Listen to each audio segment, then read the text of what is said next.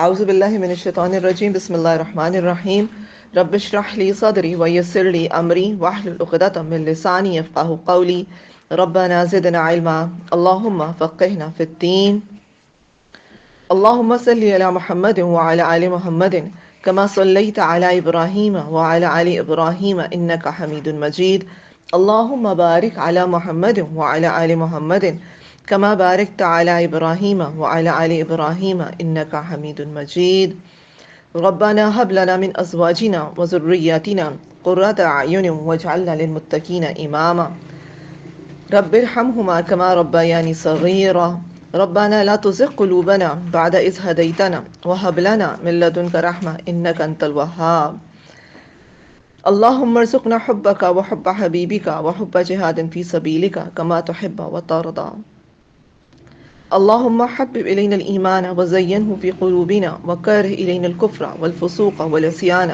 واجعلنا من الراشدين اللهم اغفر لنا قبل الموت وارحمنا عند الموت ولا تعذبنا بعد الموت ولا تحاسبنا يوم القيامة إنك على كل شيء قدير ربي يسر ولا تعسر وتمم بالخير آمين يا رب العالمين السلام علیکم ورحمۃ اللہ وبرکاتہ۔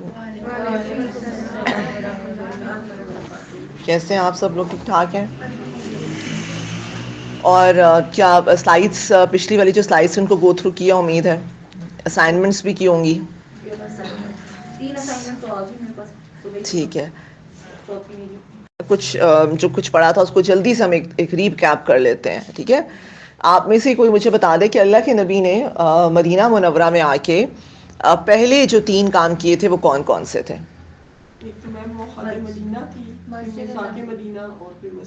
ہاں، سب سے پہلے ٹھیک ہے مواخات، پھر میثاق مدینہ تھا، ٹھیک ہے۔ اچھا، اس کے بعد ہم نے جو ہے باقی چیزیں جو ہے، ٹھیک ہے، اس کی تو آپ کو میں نے اسائنمنٹ میں بھی دی ہے، اس کو آپ نے مزید ڈیٹیل میں تو اس میں کھول کے کر دیا ہوگا۔ اچھا، آج کی جو سیشن میں ہم دیکھیں گے کہ دعوت حق کے اس مرحلے پر یہود، منافقین اور قریش نے تحریک اسلامی کے نظریے اور نصب العین پر کیسے کیسے مخالفانہ وار کیے اور سازشوں اور فتنہ انگیزیوں کا راستہ بنایا۔ ہم یہ بھی دیکھیں گے کہ اللہ تعالیٰ نے ان سازشوں اور فتنہ آرائیوں کے مقابلے میں آپ کی کس طرح مدد کی۔ ہم یہ بھی دیکھیں گے کہ اس پر فتن دور میں اللہ تعالیٰ نے مسلمانوں کو کیا طرز عمل اختیار کرنے کا جو ہے وہ حکم دیا۔ اچھا، میں نے آپ کو پہلے بھی جیسے بتایا تھا کہ مدینہ منورہ جو تھا نا وہ ایک ملٹی کلچرل سوسائٹی تھا، اور وہاں پر مشرکین بھی آباد تھے۔ مشرکین کے 2 قبیلے تھے، کون کون سے تھے؟ اوس اور خزرج، ٹھیک ہے۔ اور اسی طریقے سے یہود بھی آباد تھے۔ یہود کے 3 بڑے قبیلے تھے، کسی کو نام پتہ ہے ان کے؟ قینقاع، ٹھیک ہے، بنو قینقاع تھے، ٹھیک ہے، بنو نذیر یا بنو نذیر اور بنو قریظہ، یہ 3 مین جو ان کے قبائل تھے یہاں پر آباد تھے۔ اچھا، اب یہ جو یہود تھے، میں نے آپ کو پہلے بھی ایک بات بھی بتائی تھی کہ مذہبی اجارہ داری بھی ان کی قائم تھی۔ کیوں؟ کیونکہ یہ کہتے تھے ہم اہل کتاب ہیں، ٹھیک ہے۔ مشرکین مکہ کو کیا دھمکاتے تھے؟ ہم اہل کتاب ہیں، ہماری کتاب میں لکھا ہوا ایک نبی آئے گا، اور جب نبی آئے گا پھر دیکھنا ہم تمہارا کیا حال کریں گے۔ اچھا، پھر دوسری چیز ہم یہ دیکھتے ہیں کہ یہ لوگ جو تھے سودی لین دین میں، ٹھیک ہے، بہت زیادہ آگے تھے، سود کا کاروبار کرتے تھے، پورا کنٹرول تھا، معیشت کے اوپر ان کا کنٹرول تھا۔ اچھا، ان کا یہ تھا کہ جیسے میں نے آپ کو بتایا تھا کہ گولڈ کی فیکٹری ہے، جو اس کی اسلحے کی فیکٹری ہے، جو یہ غلہ ہے اس کو بھی یہ اسٹاک کر لیا کرتے تھے۔ اچھا، بڑی بڑی گھڑیوں میں رہتے تھے، جیسے آپ کہہ لیں جو قلعے نما ٹائپ ہوتے ہیں نا، آج بھی آپ دیکھیں، آپ میں سے جیسے لوگ جیسے ہم چودھریوں کے نہیں ہوتے بڑے بڑے سے، اور اس طرح سے اس کے اندر یہ رہا کرتے تھے۔ اچھا، اور پھر یہ تھا کہ ان لوگوں نے نا یہ کیا ہوا تھا کہ جو اوس اور خزرج ہیں ان کو آپس میں لڑاتے رہتے تھے، ٹھیک ہے، ان کو آپس میں لڑاتے رہتے تھے اور خود تماشا دیکھتے تھے، اور کیا ہوتا تھا، سود پہ پیسہ دیتے رہتے تھے ان کے سرداروں کو تاکہ لڑائی نہ رکے، وہ ہمارے مقروض بھی ہوتے رہیں اور یہ سلسلہ چلتا رہے، ٹھیک ہے۔ تو اس طریقے سے نا ایک مونوپلی، ایک سازشی ذہن، ایک شاطر اور ایک عیار، آپ کو اس سے اندازہ ہو رہا ہوگا ان کی مینٹالٹی کا۔ اچھا، اب ہم دیکھتے ہیں کہ یہاں پر اب اللہ کے نبی، جب میں نے آپ کو پہلے بھی بتایا، جب مدینہ منورہ میں آئے ہیں، مکہ معظمہ میں تو صرف مشرکین تھے، ٹھیک ہے، مشرکین جیسے بھی تھے کھل کے مقابلہ کرتے تھے، بہادر تھے، ان میں منافقت نہیں تھی۔ یہاں اگر ایک نیا چیلنج تھا یہود کا جو کہ منافق تھے، ٹھیک ہے، جو سازشی تھے، جو عیار تھے، جو مکار تھے. تو حضور صلی اللہ علیہ وآلہ وسلم کی نگرانی میں چلتی ہوئی تحریک کے اندر سازشوں کو فروغ دینے کے لیے نجوہ، سرگوشیوں اور چھپ چھپ کر بات کرنے کی فضا پیدا کرنے کی کوشش کی گئی. اچھا یہ آپ میں سے ہی نا، ہم ادھر دائیں سے شروع کرتے ہیں اور پڑھنا شروع کرتے ہیں. آپ کو نظر آ رہا ہے یہاں سے؟ ٹھیک ہے انیلا آپ یہ پڑھیں سلائیڈ. قرآن اسلام میں یہ فضا بنانے والوں کو اصلاحی کا درس دیتا رہا اور مسلمانوں کو بھی خبردار کرتا رہا. ترجمہ: خفیہ مشورے کے لیے کوئی 3 آدمی ایسے جمع نہیں ہوتے کہ ان کے ساتھ چوتھا اللہ نہ موجود ہو، اور نہ 5 کے جن کے ساتھ چھٹا وہ نہ ہو، اور نہ اس سے کم یا اس سے زیادہ تعداد کے ان کے ساتھ وہ موجود نہ ہو، خواہ وہ کہیں بھی ہو. المجادلہ 7 نمبر آیت نمبر 7. ترجمہ: المجادلہ 8. کیا تم نہیں دیکھ رہے کہ جن لوگوں کو سرگوشیاں کرنے سے بات آنے کو کہا گیا تھا وہ پھر وہی حرکت کر رہے ہیں جس سے انہیں روکا گیا تھا، اور وہ آپس میں بدی اور سرکشی اور رسول صلی اللہ علیہ وسلم کی نافرمانی پر خفیہ مشورہ کرتے پھرتے ہیں. المجادلہ آیت نمبر 9. اے ایمان والو، جب کبھی تم علیحدگی میں باہمی مشورے کرو تو بدی اور سرکشی اور رسول کی نافرمانی کے منصوبے نہ باندھو، بلکہ نیکی اور تقویٰ کے لیے مشورے کرو. اگلی بھی پڑھ لیں. المجادلہ آیت 10. ترجمہ: یہ خفیہ مشورے شیطان کے کام ہے تاکہ وہ ایمان لانے والوں کو پریشان کرے، حالانکہ بغیر اللہ کے اذن کے کوئی بھی چیز ان کا کچھ بگاڑ نہیں سکتی. النساء کی 81 آیت ہے. ترجمہ: وہ منہ پر کہتے ہیں کہ ہم جماعت کے فیصلوں اور قیادت کے احکام کی اطاعت کریں گے، مگر جب اے نبی صلی اللہ علیہ وسلم آپ کے پاس سے نکلتے ہیں تو ان میں سے ایک ٹولی رات کو سر جوڑ کر آپ صلی اللہ علیہ وسلم کی کہی باتوں کے خلاف کھچڑی پکاتی ہے، اور اللہ ان کے منصوبوں کو لکھ رہا ہوتا ہے. النساء 108. ترجمہ: یہ سرگوشیاں کرنے والے لوگ انسانوں کی نگاہ سے تو اوجھل رہ سکتے ہیں مگر اللہ سے نہیں چھپ سکتے. حال یہ ہے کہ جب رات کی تاریکی اور تنہائی کے پردے میں وہ ایسی کوئی بات پکارتے ہیں جو اللہ کو پسند نہیں ہوتی تو اس گھڑی اللہ ان کے ساتھ موجود ہوتا ہے. ٹھیک ہے، آتا ہے نا سورہ الحدید میں، ہوا معاکم اینا ما کنتم. ٹھیک ہے کہ اللہ وہ اور تم جہاں کہیں بھی ہوتے ہو وہ تمہارے ساتھ ہوتا ہے. اچھا بیسیکلی اب کیا تھا کہ یہاں پر ہم یہ دیکھتے ہیں کہ ہم نے پچھلے کلاس میں دیکھا تھا کہ نبی کریم صلی اللہ علیہ وآلہ وسلم جو ہم نے لاسٹ سلائڈ دیکھی تھی ان کے اوپر انہوں نے اقتدار طلبی، ایک تو اس کا گھناؤنا الزام لگایا تھا. ٹھیک ہے، اور دوسرا کیا تھا، نفسانیت کا جو گھناؤنا الزام تھا. جب حضرت زینب رضی اللہ تعالیٰ عنہ سے ان کی شادی ہوتی ہے تو اس کے اوپر بھی انہوں نے بہت زیادہ پروپیگنڈا کیا تھا. اچھا دیکھیں، ایک جو تحریک ہوتی ہے نا، اور خاص طور پر ایک ایسی تحریک جو ایک اخلاقی تحریک کہلاتی ہے. اب جو مشرکین مکہ تھے، ٹھیک ہے، جو یہود تھے، جو مخالف تھے اسلام کے، وہ یہ دیکھ رہے تھے کہ مسلمان جو ہیں آپ اب یہ دن بدن ترقی کرے، عروج پذیر ہوتے جا رہے ہیں. ٹھیک ہے، اور دن بدن آپ دیکھیں کہ ان کا غلبہ بڑھتا جا رہا ہے، ان کی مطلب لوگ جو ہے وہ ان سے انسپائر بھی ہوتے چلے جا رہے ہیں، اسلام جو ہے وہ پھیلتا چلا جا رہا ہے. اچھا اب انہوں نے کہا کہ یہ طاقت کی بیس پہ تو نہیں ہے، ٹھیک ہے، تعداد کی بیس پہ تو نہیں ہے. کیوں؟ کیونکہ ہم دیکھیں گے غزوہ بدر، غزوہ احد، غزوہ خندق، مسلمانوں سے 4 گنا زیادہ تھے یہ لوگ. تعداد کی بیس پہ تو نہیں ہو رہا. اسلحہ کو بھی دیکھ لیں، اسلحے کی بیس پہ بھی نہیں ہو رہا. کیوں؟ ان کے پاس تو ہم سے زیادہ، آپ غزوہ بدر میں دیکھیں صرف 2 گھوڑے تھے، ٹھیک ہے، اور گنتی کی تلواریں تھیں. غزوہ احد، غزوہ خندق کو آپ دیکھ لیں. اب یہ اسلحے کی بیس پر بھی نہیں ہو رہا کہ جو اسلام پھیل رہا ہے. اچھا پھر تیسرا اگر آپ وہ دیکھیں، معیشت کی بیس پر بھی نہیں ہو رہا. ٹھیک ہے، معاشی طور پر تو یہود اور یہ جو مشرکین تھے یہ تو مسلمانوں سے زیادہ اسٹرانگ تھے. ٹھیک ہے، آپ دیکھیں ان کے پاس کیا وسائل، کیا ذرائع تھے. مسلمان بیچارے تو پیٹ پہ پتھر باندھ کے لڑ رہے تھے، ٹھیک ہے، بھوکوں مر رہے تھے. اب یہ اس وجہ سے بھی نہیں ہو رہا. پھر کیا وجہ تھی کہ اسلام پھیلتا چلا جا رہا تھا؟ ڈٹرمنیشن تھی ان کی. ڈٹرمنیشن تھی، اور سب سے پہلے تو اللہ پہ یقین تھا. ہاں اللہ پہ یقین تھا، بالکل ڈٹرمنیشن تو تھی. ان کا اخلاق جو ان کہتے ہیں نا کا جو اقدار تھا، یہ وہ چیز تھی. ٹھیک ہے، ان کا جو کیریکٹر، ان کا جو کردار تھا، ٹھیک ہے، وہ ایسا بے داغ تھا، چاہے اللہ کے نبی کا تھا چاہے صحابہ کا تھا. ان کے بے داغ کردار، ان کی اعلیٰ اقدار، ان کے اعلیٰ اخلاق، ان کا آپس کا نظم، ان کا آپس کا اتحاد، ان کی آپس کی تنظیم، یہ وہ ان کے آپس کا مساوات. مواخات کو ہم نے پڑھا نا کس طریقے سے اللہ تعالیٰ نے جب اللہ کے نبی نے جب مواقعات قائم کی تو کیا کہتے ہیں کہ آپ ہمارے باغ بھی لے لیں, ہماری جائیداد بھی لے لیں, ہماری بیوی میں سے بھی ایک لے لیں. مطلب اس حد تک جو ہے وہ آپ دیکھیں کہ ایثار, خلوص, قربانی, یہ وہ سب چیزیں تھیں جس کی بیس پر جو اسلام تھا وہ بڑھتا چلا جا, پھیلتا چلا جا رہا تھا. تو اب انہوں نے کیا کیا, انہوں نے یہ دیکھا کہ یار ان کو ہم ان محاذوں پہ تو ڈیفیٹ نہیں کر سکے نا. اب کیا کرتے ہیں کہ اب ذرا اسٹریٹجی کو چینج کرتے ہیں.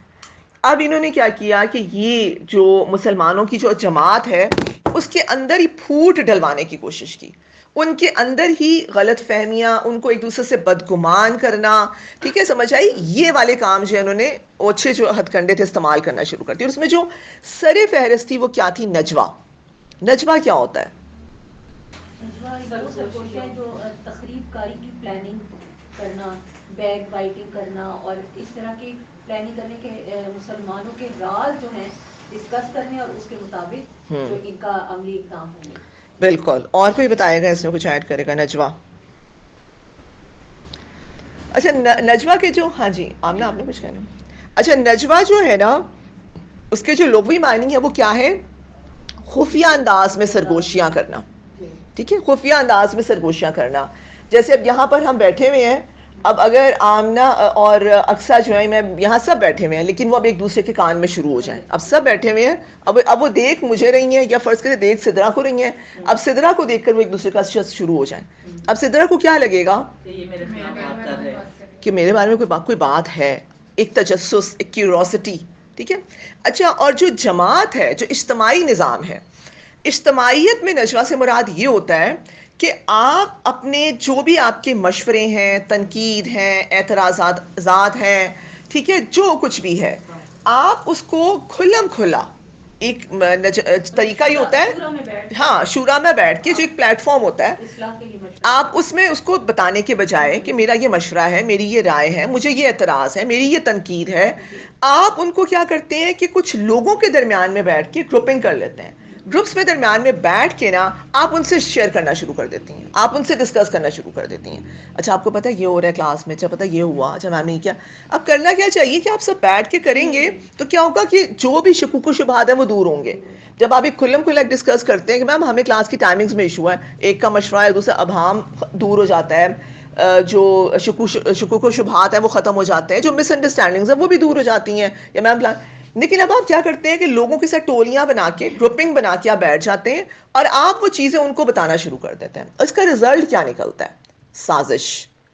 اس سے کیا ہوتا ہے کہ یہ بیسیکلی ایک بیس بنتی ہے سازش کے لیے, سازشیں تیار ہوتی ہیں, مس کمیونیکیشنز ہوتی ہیں. اور نبی پاک صلی اللہ علیہ وسلم نے یہی فرمایا کہ آپس میں نجوہ نہ کرو. ہاں یہ بھی ہم نے ساری آیات پڑھی نا. بالکل. ہاں آپس میں نجوہ نہ کرو, یہ مسلمانوں کا کام نہیں تھا, یہ غیر مسلموں کا, مشرکین مکہ کا یہ کام تھا, یہود کا یہ کام تھا, اور آج بھی انہی کا یہی کام ہے.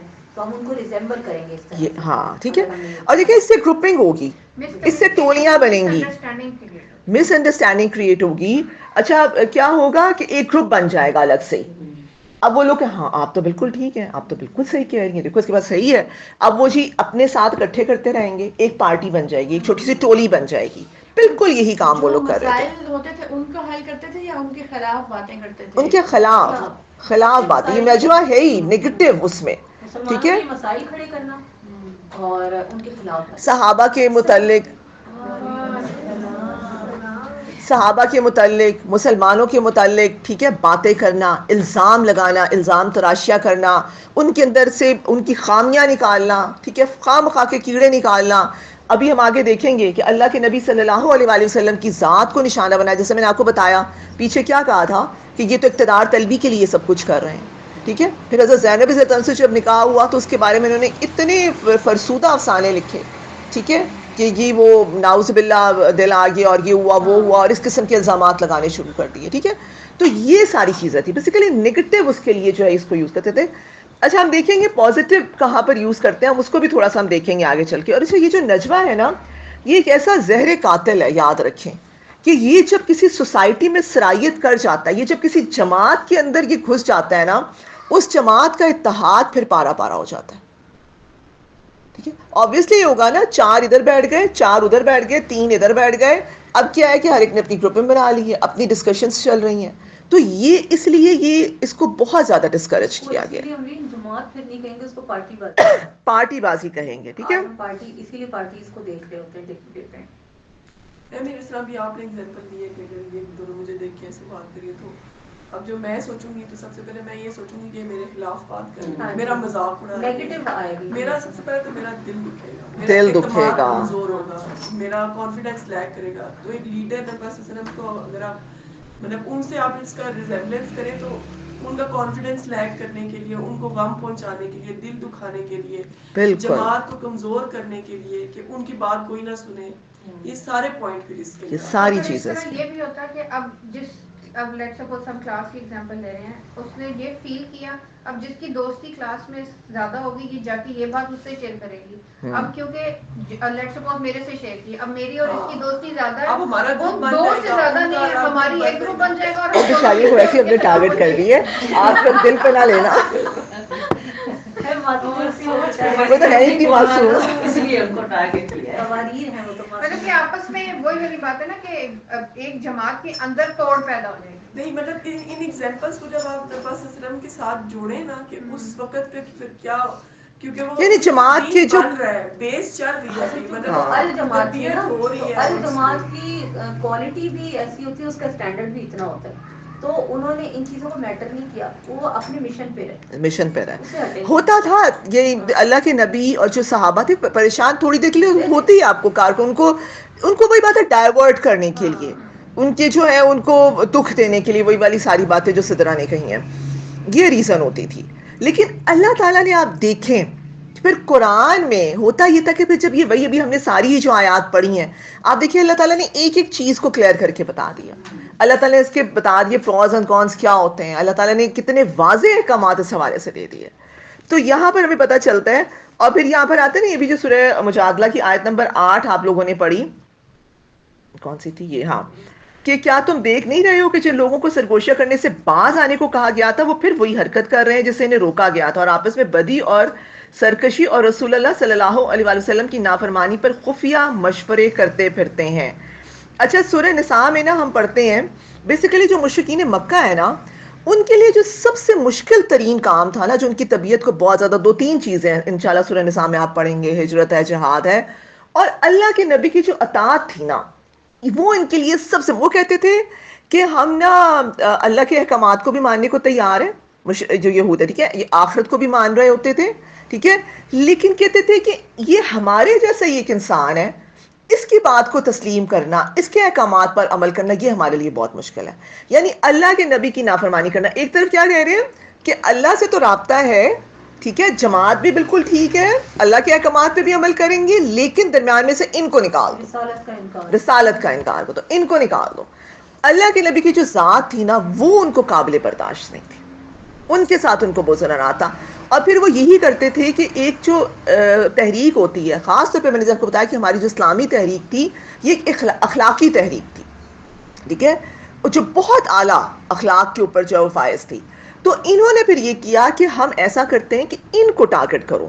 جب ہم ان کو ٹارگٹ کریں گے تو کیا ہوگا کہ جب ان کی شخصیت کو ہم داغدار کریں گے تو لوگ کیا ہوگا, ان سے چھٹ جائیں گے, ٹھیک ہے, لوگ چھٹ جائیں گے, لوگ ان سے دور ہو جائیں گے. اور ایک تخریب کار ذہن جو لوگ ہوتے ہیں نا, بیسیکلی وہ یہی کرتے ہیں. وہ یہ نہیں کرتے کہ دیکھیں وہ دوسروں کی خوبیوں کو, ان کو یہ پتہ چل جاتا ہے کہ اس کے اندر یہ خوبی ہے, میرے اندر یہ خامی ہے.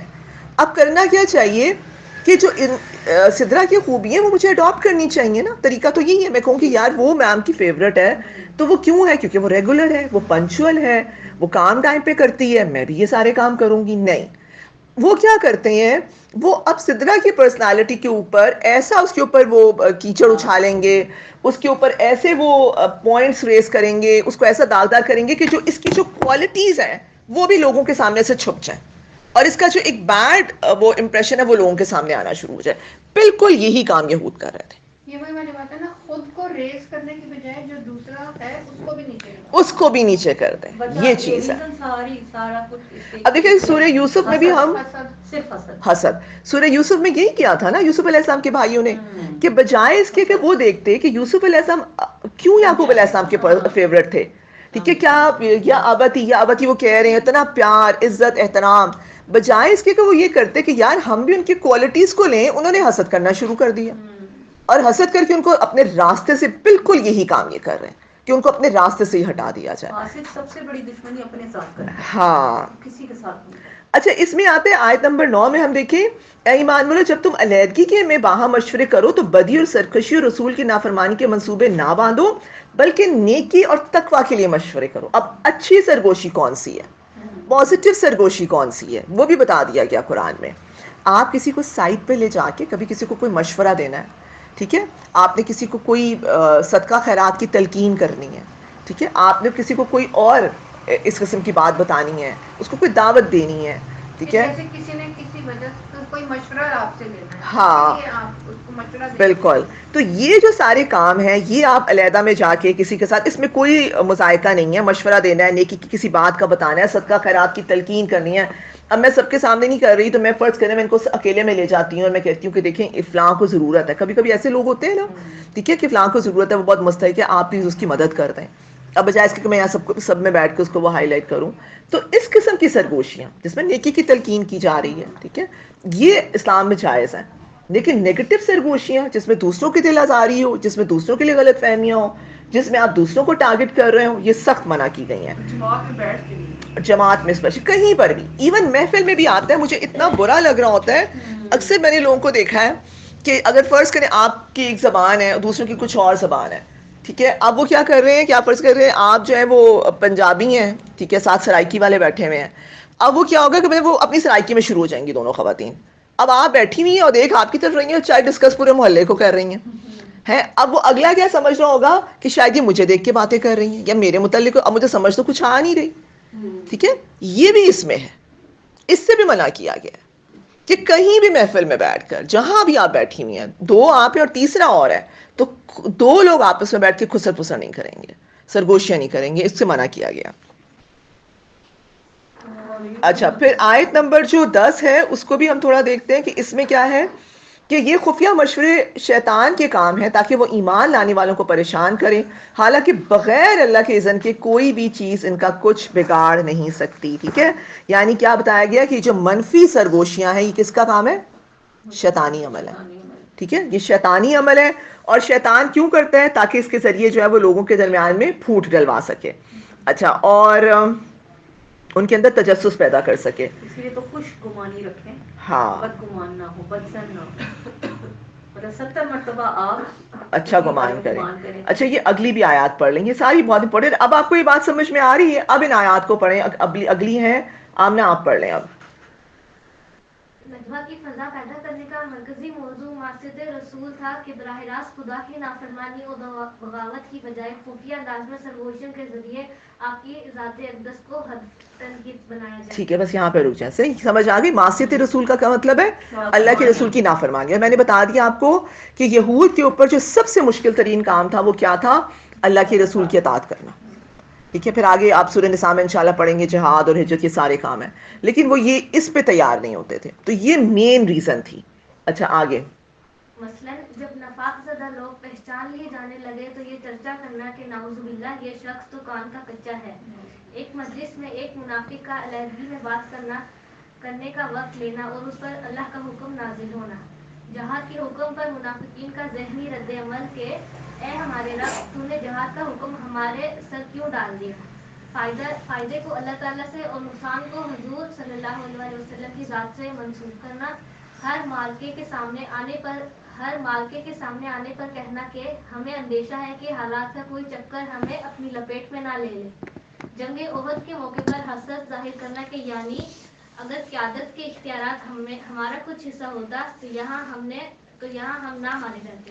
ٹھیک ہے. اب یہ ساری جو ان کی فتنہ انگیزیاں تھی, دیکھیے اللہ تعالیٰ نے کہ قرآن میں سب ہمیں ملتا ہے, انشاءاللہ آپ لوگ اس کو تفسیر میں پڑھیں گے بھی, اور بیسیکلی یہ تھا، ایک تو سرگوشیاں تھیں. اچھا دوسرا یہ لوگ کیا کرتے تھے کہ جب نفاق زدہ لوگ پہچان لیے جاتے تو پھر کیا کہتے تھے کہ یہ شخص کان کا کچا. اب دیکھیں ہوتا یہ تھا کہ جو منافق ہوتے تھے نا کسی بھی وہاں پر جو بھی ٹولیاں یہ پہچان لیے جاتے تھے اپنی حرکتوں کی وجہ سے، اور مسلمانوں کو پتہ چل جاتا تھا. اور مسلمان جو تھے وہ گاہے بگاہے اللہ کے نبی کو بتاتے بھی رہتے تھے.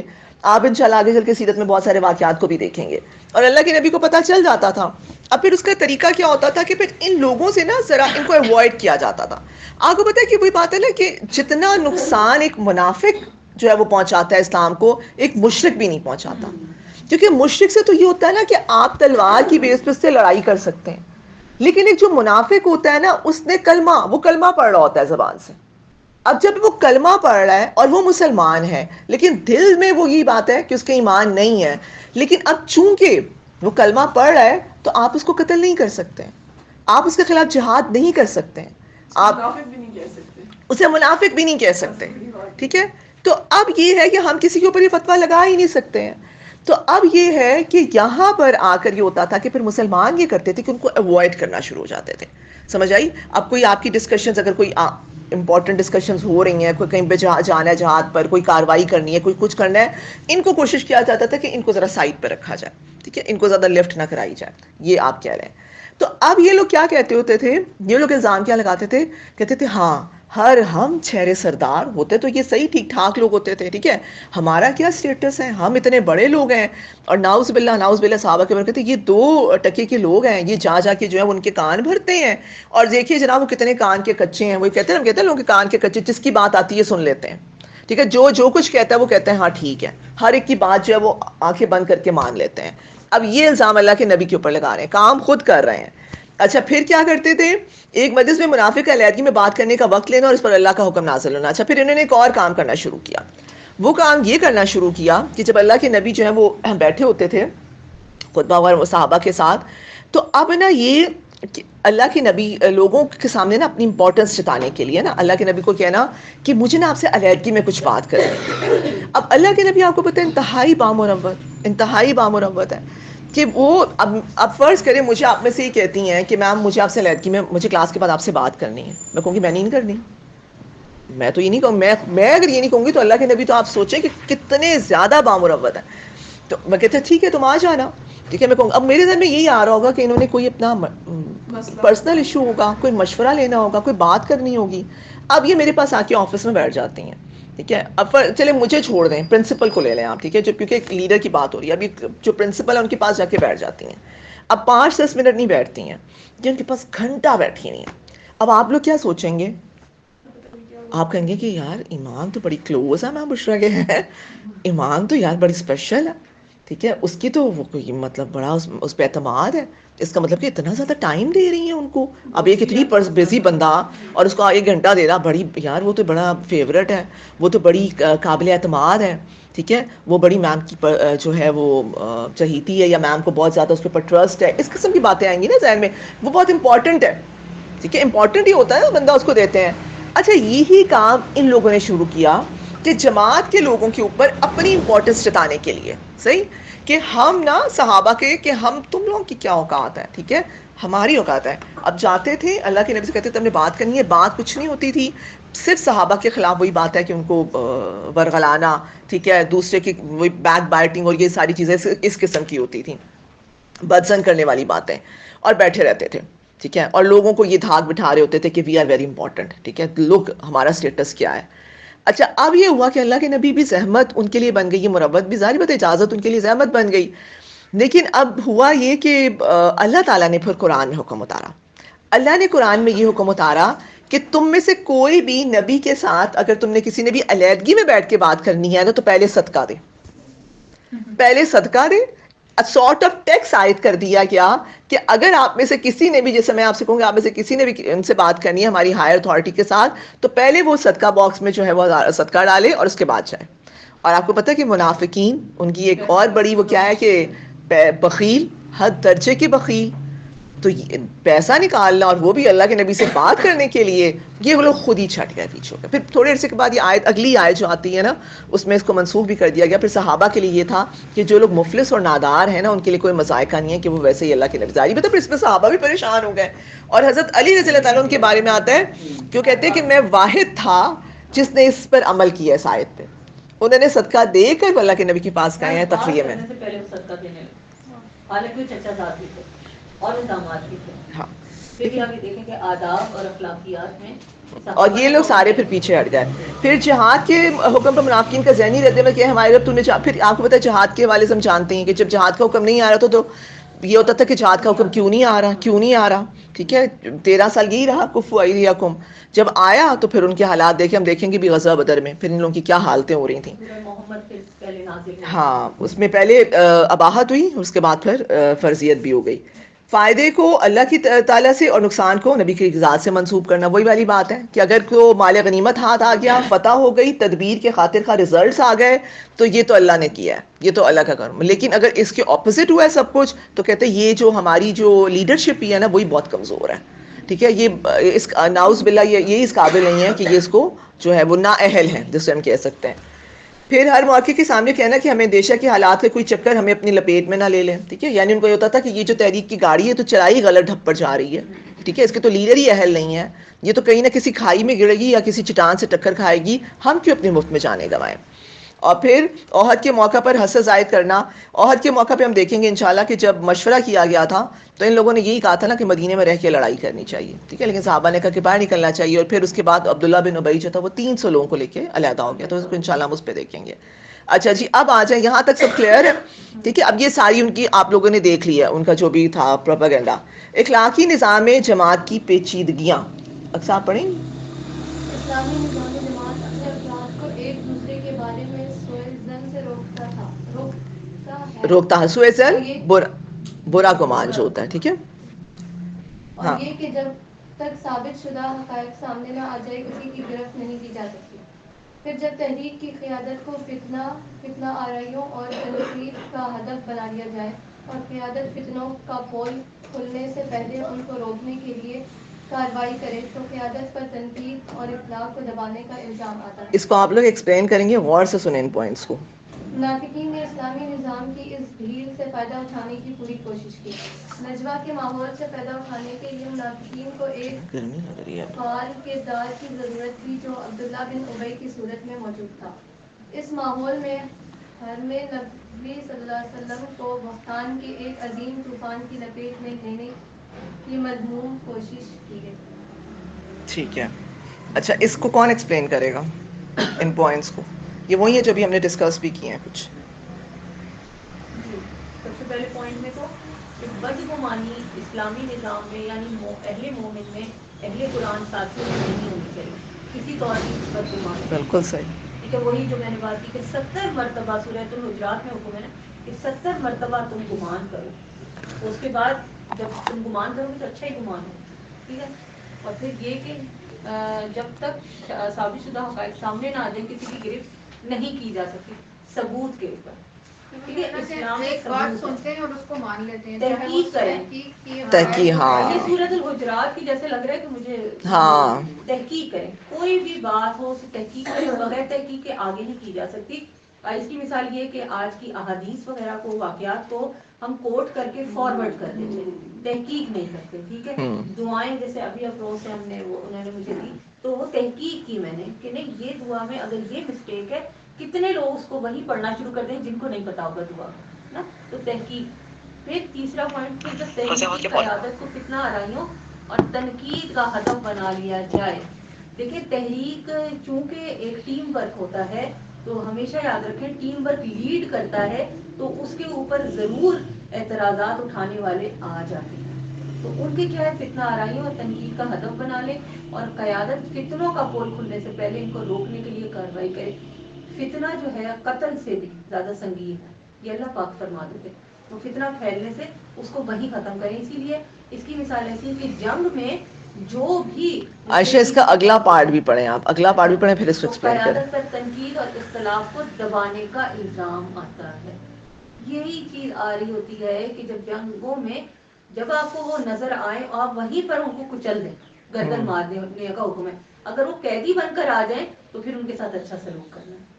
ٹھیک ہے, یہ ایک بڑی جو مسلمانوں کے لیے وہ تنبیہ ہے کہ آپ تنقید کا صدرا بھی اس کو ایکسپلین کریں گے, لیکن بہرحال کیا ہوگا. ہاں جی چلیں, ہاں چلیں صدرا بھی اس کو ایکسپلین کریں گے. ہاں جی صدرا اب آپ بتائیں. اس پوائنٹ پہ جو مجھے سمجھ آیا وہ یہ کہ اگر کوئی لیڈر ہے اس کو ہی آپ تنقید کا یا کرٹیسزم اس پہ کر رہے ہیں آپ, اور وہ اس سمجھتا ہے اس چیز کو, ظاہر اللہ کے نبی ہیں تو ان پہ وہی یا جس بھی طرح سے ان کو معلوم ہے کہ یہ کام اس وجہ سے ہو رہا ہے اور اس کا رزلٹ یہ آئے گا, تو وہ اس کام کو روکتے ہیں, کوئی کاروائی ایسی کرتے ہیں کہ کہتے ہیں کہ بھئی آپ نے یہ کام نہیں, جیسے منافقین کی کہتے ہیں گردن اڑا دیں, پتہ تو ہے یہ منافقین ہے. پھر تو اس کو یہ کہنا کہ لیڈر ہمیں اس لیے روک رہا ہے کہ یہ تنقید برداشت نہیں کر سکتا.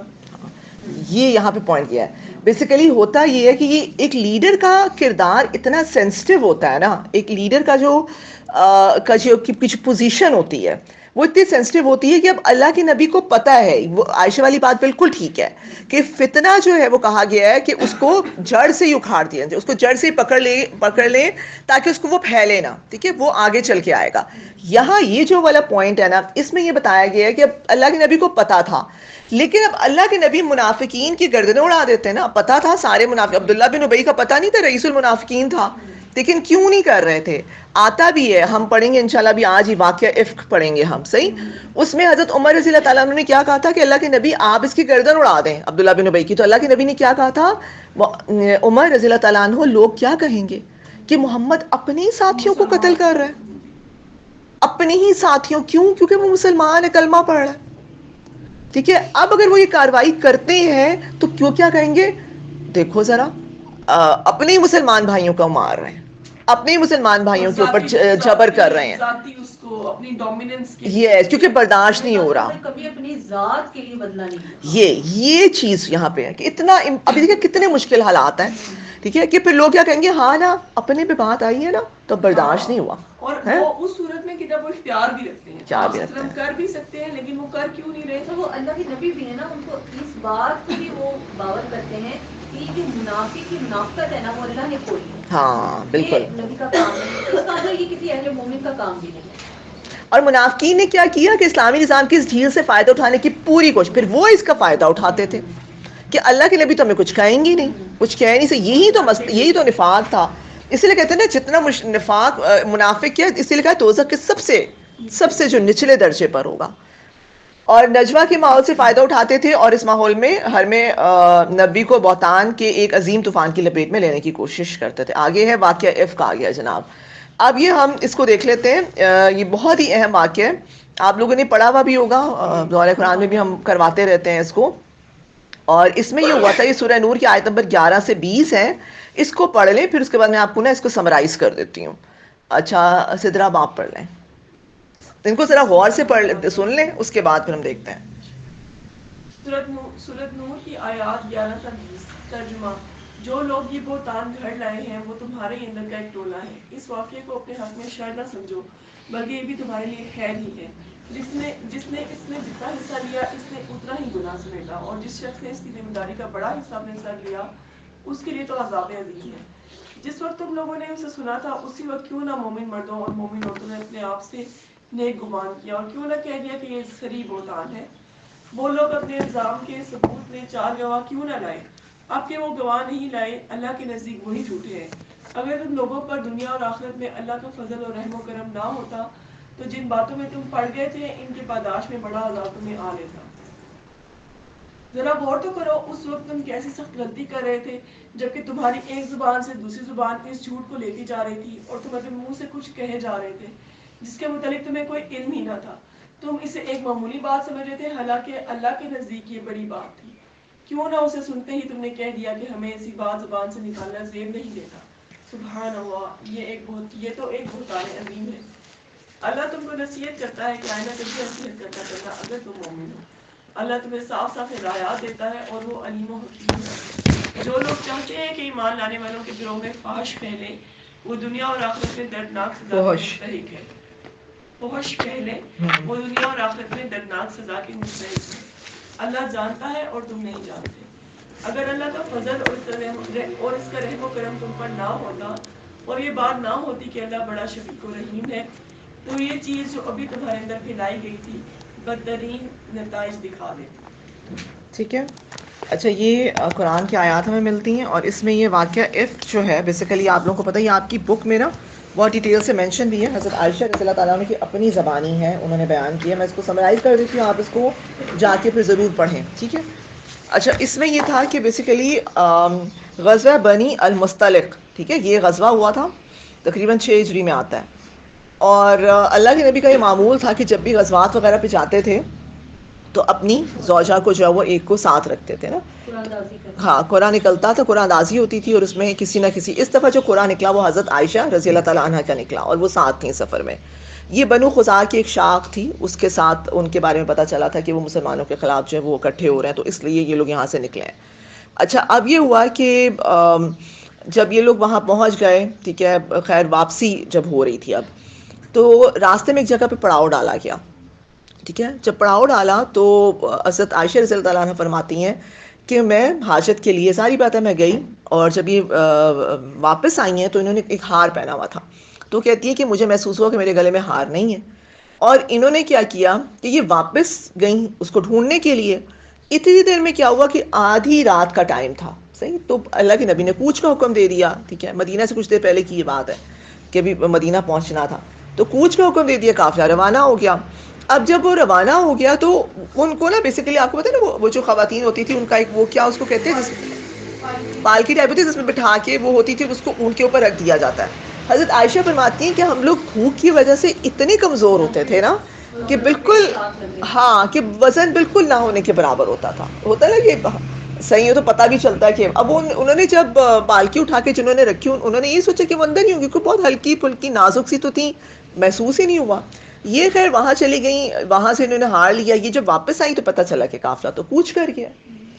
اچھا اب یہ انہوں نے کیا کیا, اب ان کی دیکھیں عقل مندی بھی دیکھیں کہ انہوں نے بجائے اس کے کہ یہ وہاں پر آگے پیچھے جاتی دوڑتی, کہتی ہے میں نے آرام سے سکون سے میں نے وہیں پہ چادر لی اور میں وہیں پہ لیٹ گئی. میں نے کہا جب یہ لوگ آگے جائیں گے یہ دیکھیں گے مجھے نہیں پائیں گے تو واپس ہی آئیں گے آبویسلی. یہ آرام سے وہاں پہ لیٹ گئیں. اچھا اب ہوتا یہ کہ یہ تھا کہ جب قافلہ جاتا تو اس سے پہلے بھی لوگ بھیجے جاتے تھے نا کہ کہاں پہ پڑاؤ کرنا ہے, اور قافلے کے پیچھے بھی کچھ لوگ ہوتے تھے کہ کوئی چیز رہ جائیں گے تو وہ اٹھا لیتے تھے. ٹھیک ہے, تو یہ صفوان بن معطل رضی اللہ تعالیٰ عنہ بہت ہی جلیل القدر صحابی, تو یہ پیچھے پیچھے آ رہے تھے. جیسا آپ انہوں نے بتایا کہ یہ اس لیے ہوتے تھے کہ اگر قافلے کا کوئی سامان پیچھے رہ گیا ہے نا تو کیونکہ آدھی رات میں پوچھتے تھے تو یہ اس کو اٹھا لیتے تھے.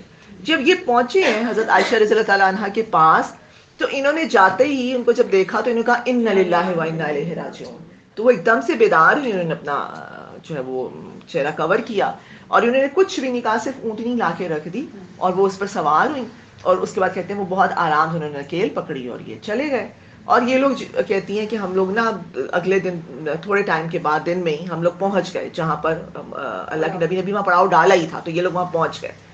اچھا اب یہ لوگ وہاں پہنچے ہیں جب, تو اب دیکھیں مشرکین یہ منافقین کا رد عمل اس میں. اچھا اس غزوے میں عبداللہ بن ابی, ویسے منافقین کی اتنی تعداد کبھی کسی غزوے میں نہیں ہوئی.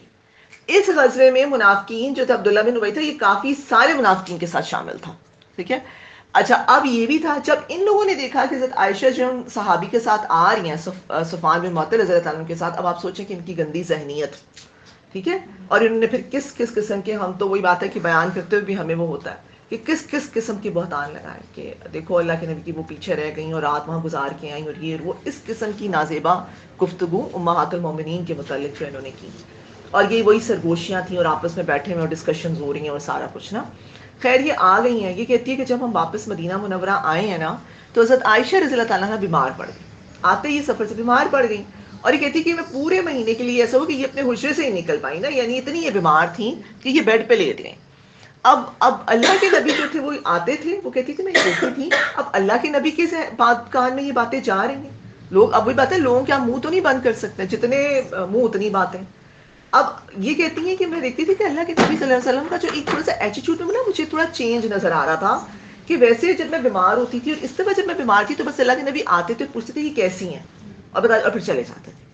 خیر انہوں نے کہا کہ میں نا اجازت لی اور میں نے کہا کہ میں اپنے نا والدین کے گھر چلی جاتی ہوں, حضرت ابوبکر رضی اللہ تعالیٰ عنہ کے, کہ وہ میری وہاں پہ ذرا زیادہ کیئر ہو جائے گی. یہ اپنے والدین کے گھر چلی گئی ہیں.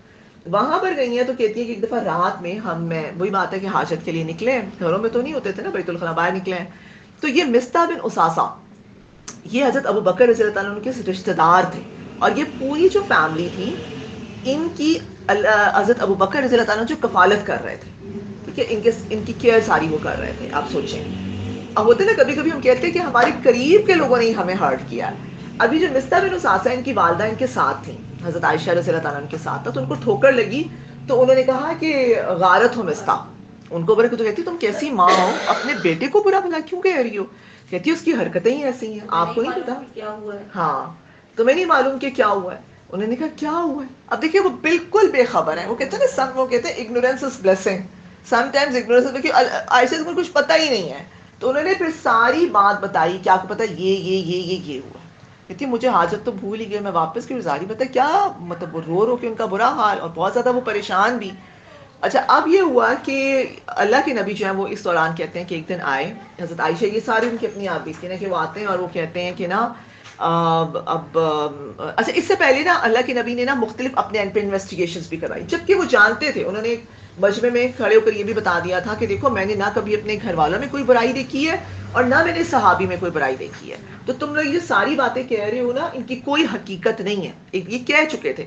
لیکن اب وہی بات ہے نا کہ اب لیڈر ہیں اور اب وہ جبرن تو کچھ کر نہیں سکتے ہیں جب تک لوگ اس چیز کو وہ نہ کر رہے ہوں.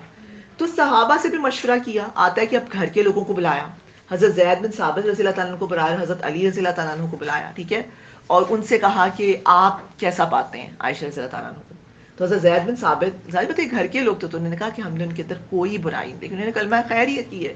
حضرت علی رضی اللہ تعالیٰ عنہ سے پوچھا گیا تو انہوں نے ایک ظاہر بات ان کے کزن بھی تھے، خاندان کا بھی وہ تھا، تو انہوں نے کہا کہ اللہ کے نبی آپ کے لیے وہ دیکھیں کہ اللہ کے نبی ظاہر بات ہے ایک ذہنی بھی وہ ایک کشمکش چل رہی ہے. تو کہا کہ آپ کے لیے عورتوں کی کمی نہیں ہے، اگر آپ چاہیں تو آپ کسی اور آپ ان کو نکاح سے نکال دیں، کسی اور سے شادی کر لیں، ورنہ پھر یہ کہ آپ جو گھر کی خادمہ ہے ان کو بلا کے آپ ان سے پوچھیں. خیر گھر کی خادمہ کو بلایا گیا، ان سے پوچھا گیا ان کے بارے میں، تو انہوں نے بھی ظاہر بات ہے کلمہ خیری کی. انہوں نے کہا کہ میں نے تو ان کے اندر کوئی برائی نہیں دیکھی، صرف اتنا کہ میں آٹا چھوڑ کر جاتی ہوں اور بکری کھا جاتی ہوں، آٹا گوندتی ہوں چھوڑ کے جاتی ہوں، لیکن ان کو میں کہتی ہوں کہ اس کا خیال رکھنا اور پیچھے سے سو جاتی ہے. یعنی اتنی لاؤ بالی، اتنی کم سن اور اس قسم کا معصومیت. اچھا پھر یہ ہوا کہ یعنی اتنی تیز، پھر یہ ہوا کہ اللہ کے نبی نے پھر حضرت زینب رضی اللہ تعالیٰ عنہا جو ہیں کیونکہ ان سے پوچھا، انہوں نے بھی ان کے بارے میں کلمہ خیری کی کہے. پھر اللہ کے نبی جاتے ہیں حضرت ابو بکر رضی اللہ تعالیٰ عنہ کے گھر، ٹھیک ہے، اور وہاں پہ بیٹھتے ہیں. اور حضرت عائشہ کہتی ہے میں تھی تو انہوں نے مجھ سے کہا کہ دیکھو عائشہ رضی اللہ تعالیٰ عنہ، اگر تم سے کوئی جو ہے وہ انسان سے اگر کوئی غلطی ہو جائے، کوئی کوتاہی ہو جائے تو انسان اس پہ توبہ کرتا ہے تو اللہ تعالیٰ اس کی توبہ کو قبول کر لیتا ہے، اسے معاف کر لیتا ہے. اور اگر تم نے کچھ ایسا نہیں کیا تو پھر اللہ تعالیٰ جو ہے وہ تمہاری وہی بات ہے کہ برات جو ہے وہ بیان کر دے گا. تو اس پر نا حضرت عائشہ کا ظاہری بات ہے کہ وہ دل تو ہوا ان کو بھی اس چیز پر، لیکن ایک نبی کا رول، ایک کریکٹر دیکھیں. انہوں نے اپنے والد سے کہا کہ آپ کچھ کہیں میرے بارے میں، تو انہوں نے کہا کہ ہم کیا کہیں نا، والد بھی خاموش تھے، ان کا رول ٹھیک ہے، والدہ وہ بھی خاموش ہیں کہ اب ہم نبی کے سامنے ہم کیا کہیں. تو خیر اب نا وہ کہتی ہیں کہ میرے ذہن میں اس وقت ان کے بڑے پیارے بڑے کہتی ہیں کہ مجھے سے یعقوب علیہ السلام کا نام ہی دماغ سے نکل گیا، تو میں نے کہا کہ میں آج وہی کہوں گی جو یوسف علیہ السلام کے والد نے کہا تھا، فصبر جمیل، کہ بہترین صبر جو ہے وہ کرنا ہے. خیر کہتی ہے میں چلی گئی، کمرے میں گئی ہوں تو پھر میں نے بہت روئی اور ظاہر بات ہے دل بھی بہت دکھی تھا. لیکن پھر یہ ہوا کہ ایک دم سے اللہ کے نبی پہ وہیں پر ہی بیٹھے بیٹھے وہی نازل ہو گئی، اور اس میں یہ جو آیات ہم نے پڑھی ہیں نا 11 سے 20، ٹھیک ہے، یہ آیات جو ان کا نزول ہوا. اور اس میں حضرت عائشہ کہتی ہیں کہ میں سوچ بھی نہیں سکتی تھی، مجھے یہ تھا کہ اللہ کے نبی کو خواب میں دکھا دیا جائے گا، کوئی اشارہ مل جائے گا. میں سوچ بھی نہیں سکتی تھی کہ میری برات میں قرآن کی آیات اتریں گی.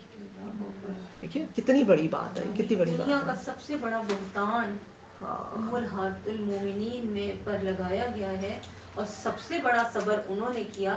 ہم تو اپنی اوپر چھوٹی سی بات اپنے کردار کے اوپر آتی ہے تو کتنے واویلا ہم چاہتے ہیں. اور ان کی یہ بھی بڑی ذات تھی کہ انہوں نے اللہ کے نبی سے یہ کہا تھا کہ دیکھیے اگر میں وہ کہوں میں نے یہ نہیں کیا، اور اگر میں یہ بات کہوں کہ میں نے نہیں کیا کچھ بھی، تو آپ لوگ میری بات نہیں مانیں گے، کیونکہ آپ کے دلوں آپ کے کانوں میں نا لوگوں کی باتیں گھر کر گئی ہیں.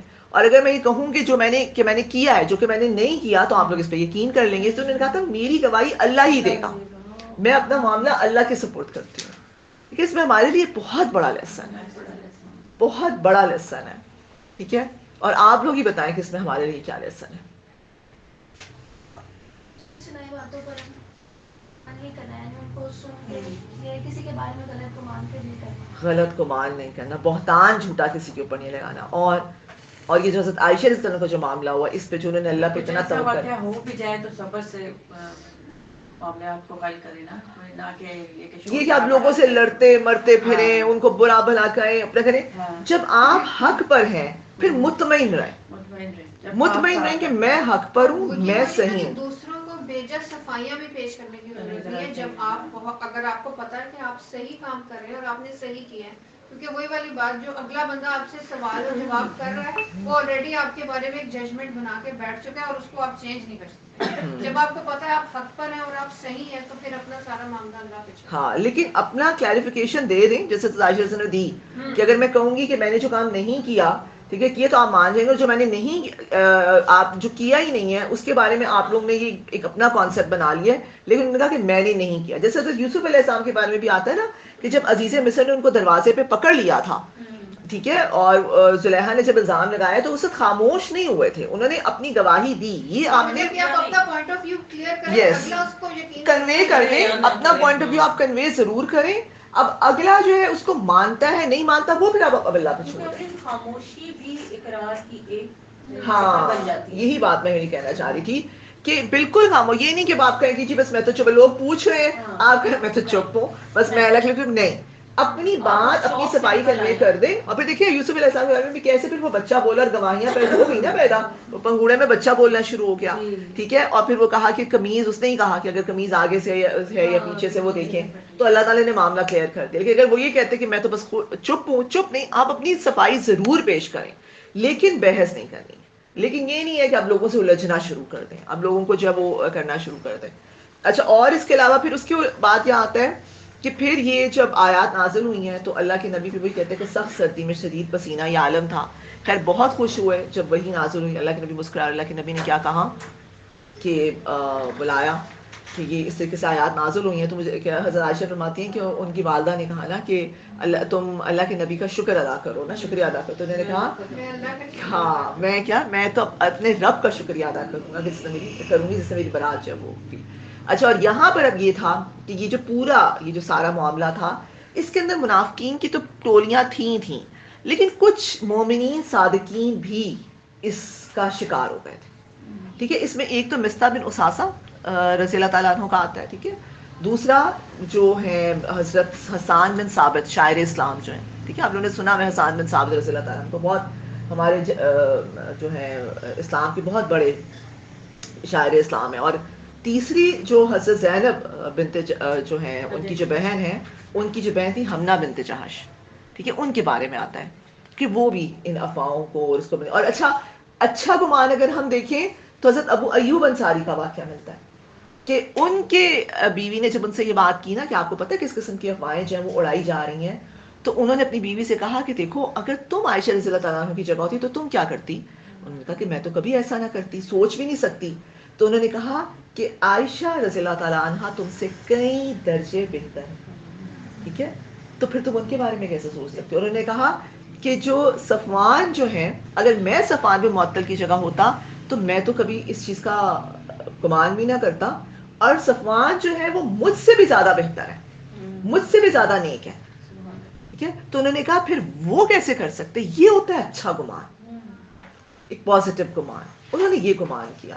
لیکن خیر یہ جو 3 لوگ تھے یہ ہوئے, لیکن اس کے بعد پھر ہم دیکھتے ہیں سورہ نور میں نا, پھر اس کے فائدے یہ ہوئے کہ بہت ساری اسلامی تعزیرات کا, شریعت کے کچھ احکامات بہت اہم جو تھے وہ نازل ہوئے. زنا کی جو سزائیں تھیں, لعان, حد قذف, ٹھیک ہے, یہ ساری سزائیں جو یہ بتائی گئی. پھر حد قذف جو ہے وہ بیسیکلی یہ ہوتا ہے کہ اگر آپ کسی پاک دامن عورت کے اوپر ایک جھوٹا الزام لگا دیتے ہیں, بہتان لگاتے ہیں, تو پھر آپ نے کیا کرنا ہوتا ہے, آپ نے 4 گواہ لے کے آنے ہوتے ہیں, ٹھیک ہے, آپ نے 4 گواہ لانے ہوتے ہیں, جو 4 گواہ یہ گواہی دیں گے کہ ہم نے بالفعل یہ کام دیکھا ہے ہوتے ہوئے. صحیح, اگر وہ نہیں آپ لا سکتے 4 گواہ, آپ نے الزام تو لگا دیا لیکن آپ 4 گواہ نہیں لے کر آتے, تو پھر کیا ہوگا, حد نافذ ہوگی, 80 کوڑے لگائے جائیں گے جس نے الزام لگایا اس کو, ٹھیک ہے. اس کو اس سے پتہ چلتا ہے کہ عزت, اور پھر ایک پاک دامن عورت جو ہے محسنات کے اوپر جو ہے کیچڑ اچھالنا, ٹھیک ہے, اور یہ کتنا بڑا جرم, کتنا بڑا گناہ. تو اس پر پھر یہ آتا ہے کہ جو 3 مومنین صادقین تھے ان پر حد قذف جو ہے وہ نافذ بھی ہوئی تھی, ٹھیک ہے, تاکہ اللہ تعالیٰ جو ہے وہ ان کو جو ان سے غلطی کوتاہی ہوئی ہے اللہ تعالیٰ اس کو جو ہے وہ درگزر کر دے. لیکن جو تھے منافقین تھے وہ یہاں پر بھی جو ہے وہ بچ نکلے اس میں سے. تو یہ سارا وہ واقعہ ہے. اچھا, اس کے اندر جو ہے ہمیں جو اصول ہمارے لیے نکلتے ہیں, ایک تو ہم نے یہ دیکھا کہ بہتان تراشی سخت گناہ ہے. کوئی کچھ کہنا چاہ رہا ہے؟ میں نے پوچھا تھا جب انہیں نیکلس گما تھا تو آپ صلی اللہ علیہ وسلم کو بھی خبر ہو گئی تھی نا کہ حضرت عائشہ کے نیکلس گما نہیں, گما پتا ہوتا تو یہ مجھے اتنی ڈیٹیل نہیں مجھے پتا, کیونکہ اگر وہ جب گئی ہیں تو اگر ان کو پتا ہوتا تو وہ رک جاتے. یہ بھی ہے نا, آگے پیچھے ہوا جو بھی ہے. چلیں وہ خیر, ہمیں اس میں جانے کی ضرورت نہیں, ہمیں یہ دیکھنا ہے کہ ہمارے لیے اس باقی واقعے کے اندر کیا جو ہے وہ نکلتا ہے. اچھا, پھر یہ ہے کہ مسلمانوں کو ایک دوسرے کے بارے میں اچھا گمان رکھنا چاہیے, جیسے حضرت ابو ایوب انصاری نے کیا. میرا اور آپ کا بھی طرز عمل وہی ہونا چاہیے. پھر یہ ہونا چاہیے کہ بہتان لانے والوں کا فرض ہے کہ وہ ثبوت اور شہادت لائیں, ورنہ قانون کے مطابق وہ جھوٹے اور مجرم ہیں. پھر ایک ایسی جھوٹی بات کو آگے پھیلانا جس کے متعلق خود علم نہ ہو, یہ بہت بڑی غلطی ہے. اور پاک دامن اور بھوری بھاری عورتوں پر تہمت لگانے والوں پر دنیا اور آخرت میں لعنت ہے اور ان کے لیے بڑا عذاب ہے. ٹھیک ہے, تو آج جو ہم بہت آسانی سے جو ہے وہ لوگوں کے اوپر جو ہے وہ اس قسم کی تہمت, اور یہ زنا سے ہی ریلیٹڈ ہے. حد قذف جو ہوگی نا وہ زنا کے متعلق ہی ہے کہ اس کے اوپر ہی یہ اجازت ہوتی ہے.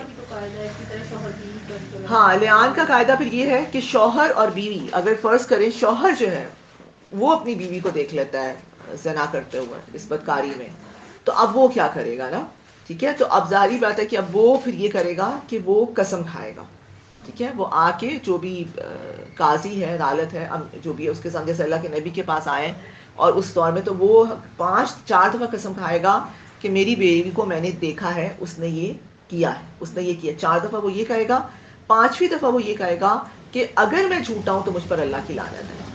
اچھا, اب بیوی بھی, اگر تو بیوی سچی ہے تو بیوی بھی ریئیکشن میں کیا کہے گی, 4 دفعہ قسم کھا کے یہ کہے گی کہ میں نے یہ نہیں کیا, یا میں نے یہ نہیں کیا, نہیں کیا, اور اگر میں نے کیا تو مجھ پر اللہ کی لعنت ہو.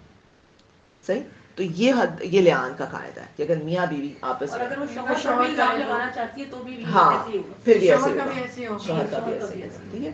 تو اس میں پھر یہ قاعدہ ہوتا ہے. اور اس طرح یہ بتا دیا کہ خبیث عورتیں خبیث مردوں کے لیے ہیں, بہت یونیورسل لا, ایک اصول بتا دیا گیا. کیا؟ خبیث عورتیں خبیث مردوں کے لیے ہیں, اور خبیث مرد خبیث عورتوں کے لیے ہیں. پاکیزہ عورتیں پاکیزہ مردوں کے لیے ہیں, اور پاکیزہ مرد پاکیزہ عورتوں کے لیے. ٹھیک ہے, کتنا بہترین اصول ہمیں قرآن سے جو مل جاتا ہے. میں اس کا تھوڑا سمجھ نہیں آتا, یہ میں نے کافی دفعہ سنی ہے, اس جو آپ نے بھی بتائی ہے خبیث مردوں کی, اس کا تھوڑا سا ڈیٹیل بتائیے گا کس سینس میں. عائشہ بتائیں. یعنی کہ یہ بد کرداری کے اس میں آ جاتے زمرے میں, یعنی کہ ایک بد کرداری ثابت بھی ہو جائے, لیکن اگر شوہر یا بیوی کے اوپر ثابت ہو جائے, وہ توبہ کر لے, اللہ کی طرف پلٹ آئے اور حقیقی طور پر اپنے عمل کو درست کر لے تو ٹھیک ہے, پھر تو آپ گزارا کر سکتے ہیں. اگر ایسا نہیں ہے اور بد کرداری اس کی ویسے ہی رہے تو یہ یہاں وہیں پہ عورت کے لیے خدا کا جو ہے حق آ جاتا ہے نا, اور شوہر کے لیے طلاق کا حق آ جاتا ہے. اچھا, نہیں یہی پوچھ رہی ہے. ایک جنرل کنسپشن لی جاتی ہے, وہ یہ لی جاتی ہے کہ جو مطلب کہ اگر ایک آدمی ہے اس کو اس کے لیے اللہ نے اگر وہ بسم اللہ والآخر, بس یہ ہو گیا ہمارا کمپلیٹ. ٹھیک ہے, یہ ہم نے ساری کر لی ہے نا, ٹھیک ہے. اچھا, شر کے اندر خیر. اچھا, یہ دیکھ لیتے سورہ نور نازل ہونے کے بعد اہل ایمان کی رائے عامہ یکسو ہو گئی. پہلی بات تو کیا ہوا کہ پھر سب لوگ جو ہیں, ایک تو مس انڈرسٹینڈنگ ختم ہوئی, حد قذف کا نفاذ ہوا, منافقین کی ذہنی پستی پوری طرح کھل کے سامنے آ گئے. کہتے ہیں نا دودھ کا دودھ اور پانی کا پانی ہوا. جماعتی نظم کے باعث رکھنے سامنے آئے اور جماعت پہلے سے زیادہ مضبوط اور چاق و چوبند ہو کر ابری. نئے قوانین اور حدود تعزیرات کا ضابطہ نازل ہوا جو انسانیت کی اجتماعی فلاح و بہبود کا ضامن بنا. سوسائٹی کا ضمیر پہلے سے زیادہ بیدار ہوا. حضور صلی اللہ علیہ وسلم نے اس طوفان سے گزرتے ہوئے جس اعلیٰ ظرفی, حوصلہ مندی اور صبر و تحمل, یہ ہے میرے اور آپ کے لیے, یہ ہے میرے آپ کے لیے. کیا اعلیٰ ظرفی, کوئی برا بھلا, کوئی خراب لینگویج یا کوئی کچھ اس قسم کا آپ دیکھیں نظر نہیں آ رہا, ٹھیک ہے. اور حوصلہ مندی, صبر و تحمل کا مظاہرہ اپنے ٹھنڈے غیر جذباتی اور باوقار طرز عمل سے کیا, وہ آنے والی قیادت کے لیے ایک مثال ہے. مسلمان خواتین کے نام لے کر اب مزید شرنگیزیاں کیا تھیں کہ مسلمان خواتین کے نام لے کر اب یہود کیا کرتے تھے کہ ان پہ اشعار بنایا کرتے تھے, نازیبا قسم کے اشعار. اچھا بازاری گنڈوں کی حرکات یہ انشاءاللہ ہم آگے چل کے پڑھیں گے. جو بنو قینقاع کا جو معاملہ ہوا تھا وہ غزوہ بدر کے بعد, اس میں ہم یہ دیکھیں گے کہ انہوں نے جو حرکت کی تھی ایک مسلمان خاتون کے ساتھ بازار میں, اپنے بازار میں. اچھا پھر نبی کریم صلی اللہ علیہ وسلم کو لڑائی کی دھمکی دینا, یہ بھی وہیں آئے گا غزوہ بدر کے بعد, ہم دیکھیں گے اسی ویک میں ہوگا. اوس اور خزرج کے درمیان عصبیت آگ کی بھڑکانا, ہاں عصبیت کی آگ بھڑکانا. مسجد زرار کی صورت میں ایک متوازی مرکز قائم کر دینا, یہ ہم غزوہ تبوک میں انشاءاللہ اس کو دیکھیں گے کہ یہ غزوہ تبوک سے پہلے کی بات ہے. جب اللہ کے نبی جا رہے تھے تو انہوں نے ایک مسجد, یہود نے قبا کے قریب نا ایک مسجد بنا لی تھی. ہاں عامر جو ہے ایک راہب تھا, ابو عامر راہب, ٹھیک ہے. بیسیکلی یہ بندہ جو تھا یہ اسلام کے بہت خلاف تھا, جیسے ہوتا ہے بہت زیادہ زہر. اس نے عیسائیت کو ایکسیپٹ کر لی تھی, اور اس کے بعد یہ ہوا کہ جب اللہ کے نبی مدینہ منورہ میں, اور یہ بڑا اپنا جاہلیت میں بڑا ان کا ایک زاہد اور عبادت گزار اور ایک بڑی بزرگ پرسنالٹی ان کے اندر مانی جاتی تھی, صحیح مشرکین میں. اچھا جب اللہ کے نبی یہاں پر آئے ہیں مدینہ منورہ میں تو ظاہری بات ہے کہ اس سے برداشت نہیں ہوا, صحیح. ان کو کوئی بات ہے نا, وہ جو ان کا ایک مذہبی انہوں نے اجارہ داری قائم کی ہوئی تھی کہ بس اب میرے سے آگے کیوں کوئی نکل گیا ہے, اور ایک ان کے اندر جو حسد تھا.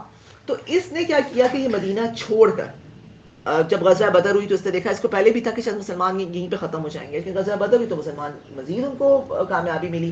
یہ نکل گیا, مدینہ سے نکلا اور آتا ہی قریش کے پاس چلا گیا, اور اس نے غزوہ احد میں ان کو بھڑکانے میں بڑا رول پلے کیا, ان کو بہت زیادہ بھڑکایا مسلمانوں کے خلاف کہ تم اٹھو اٹھو کرو, اس کا بڑا رول تھا. پھر اس نے ساتھ ساتھ یہ کیا کہ یہ شاہ روم جو ہے ہرکل جو ہے اس کے پاس گیا, اس کو کہا کہ آپ مجھے مسلمانوں کے خلاف جو ہے وہ فوجیں دیں اور ہم مل کے ان کے اوپر حملہ کرتے ہیں, اور ان کو ادھر سے مشرکین کو بھڑکا رہے ہیں اور ادھر سے ان کو کہہ رہے ہیں جو اس وقت کی سپر پاور ہے کہ ہم ان کے اوپر حملہ کریں گے اور ان کو ختم کر دیں گے, کچل دیں گے. اس نے پھر یہاں پہ نا یہ جو یہود تھے جو منافقین تھے ان کو کہا کہ تم لوگ نا ایک مسجد بناؤ. بیسیکلی مسجد کیا ہوگا, ہمارے ایک سازشی اڈا بناؤ. اس کے اندر یہ کہتا تھا میرے جو بھی قاصد آ رہے ہیں, جو پیغام آ رہے ہیں, ٹھیک ہے, ہم اپنی جو بھی ڈسکشنز ہیں وہ کریں گے. اسلحہ بھی ان کا تھا کہ اس میں چھپا کے رکھ لیں گے, اور یہ ساری تخریب کاری پلاننگ سب کچھ, کیونکہ اب مسجد نبوی میں تو یہ سارے کام اس طرح نہیں کر سکتے تھے. یہ سارا اس نے ڈیسائیڈ کیا ہوا تھا. اور اللہ نے, اور اس نے کیا اللہ کے نبی کو جا کے کیا کہا کہ ہم نے یہ مسجد بنائی ہے. کیوں بنائی ہے؟ کیونکہ دیکھیں سردی ہے, لوگ جو ہے وہ معذور ہیں, ان کو آنے میں بہت مشکل ہوتی ہے, تو ہم نے اس لیے بنائی ہے کہ لوگ آرام سے جو ہے باجماعت نماز پڑھ سکیں. خیر اللہ کے نبی غزوہ تبوک پہ جا رہے تھے, اللہ کے نبی نے کہا کہ میں واپس آؤں گا تو پھر دیکھوں گا. خیر واپس جب آئے غزوہ تبوک تو اللہ تعالیٰ نے وحی کے ذریعے ساری حقیقت جو ہے بتا دی. پھر اللہ کے نبی نے صحابہ کو بھیجا اور اس مسجد کو گرا کے جلا دیا گیا. تو یہ ان کا یہ بھی ایک پوری اس کی سازش تھی. اچھا اب آ جائے نظام انصاف میں رکھنا اندازی, اس کو کون پڑھے گا؟ اس کو ایمان آپ پڑھ لیں. مدینہ کی اسلامی ریاست میں مسلمانوں, یہود اور انصار کے درمیان ہونے والے دستوری معاہدے میں سیاسی اور عدالتی لحاظ سے اقتدار اعلیٰ حضرت محمد صلی اللہ علیہ وسلم کے ہاتھ میں تھا. لیکن جب کسی قانون کی زد یہود کے مفاد پر پڑی تو وہ خود کو اس سے بچانے کی کوشش کرتے ہیں. چند مثالیں یہ ہیں, ایک یہود پر رجم کی سزا. بس یہیں پہ رک جائیں, میں ایک ایک کو جلدی جلدی ایکسپلین کر دیتی ہوں. اچھا آپ لوگ کو یہ بات تو پتہ ہی ہے نا کہ جب میثاق مدینہ کا جو معاہدہ ہوا ہے اس کی ایک شک کیا تھی کہ حکم جو فائنل اتھارٹی ہے وہ کون ہوگی؟ رسول اللہ صلی اللہ علیہ وسلم, ٹھیک ہے. مطلب عدلیہ کے سربراہ وہ ہیں, ان کا فیصلہ اگر دو ان لوگوں کے درمیان کوئی بھی تنازع ہے, کوئی بھی ان کے درمیان فیصلہ کروانا ہے تو اللہ کے نبی جو ہے وہ فائنل اتھارٹی ہیں. اب یہ لوگ کیا کرتے ہوتے تھے کہ جہاں پر جو ان کے جو بھی پرابلمز ہوتے تھے نا, جہاں پر یہ لگتا تھا کہ شریعت اور قرآن سے بھی فائدہ ہے, وہاں تو وہ کہتے تھے کہ اللہ کے نبی کے سے کروا لیں. جہاں انہیں پتا تھا کہ اللہ کے نبی یہاں پہ سخت جو ہے وہ دیں گے تو وہاں پر پھر یہ اپنے نکال لیا کرتے تھے لاز. تو اس میں یہ ہوتا ہے کہ یہودی عورت اور مرد دونوں میرڈ تھے, ٹھیک ہے. آپ کو ہوتا ہے شادی شدہ جو مرد اور عورت جب زنا کرتا ہے تو اس کی سزا کیا ہوتی ہے؟ رجم کی سزا.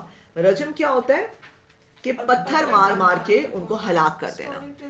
ہاں سٹوننگ کی ڈیتھ ہوتی ہے, ٹھیک ہے, یہ رجم ہوتا ہے.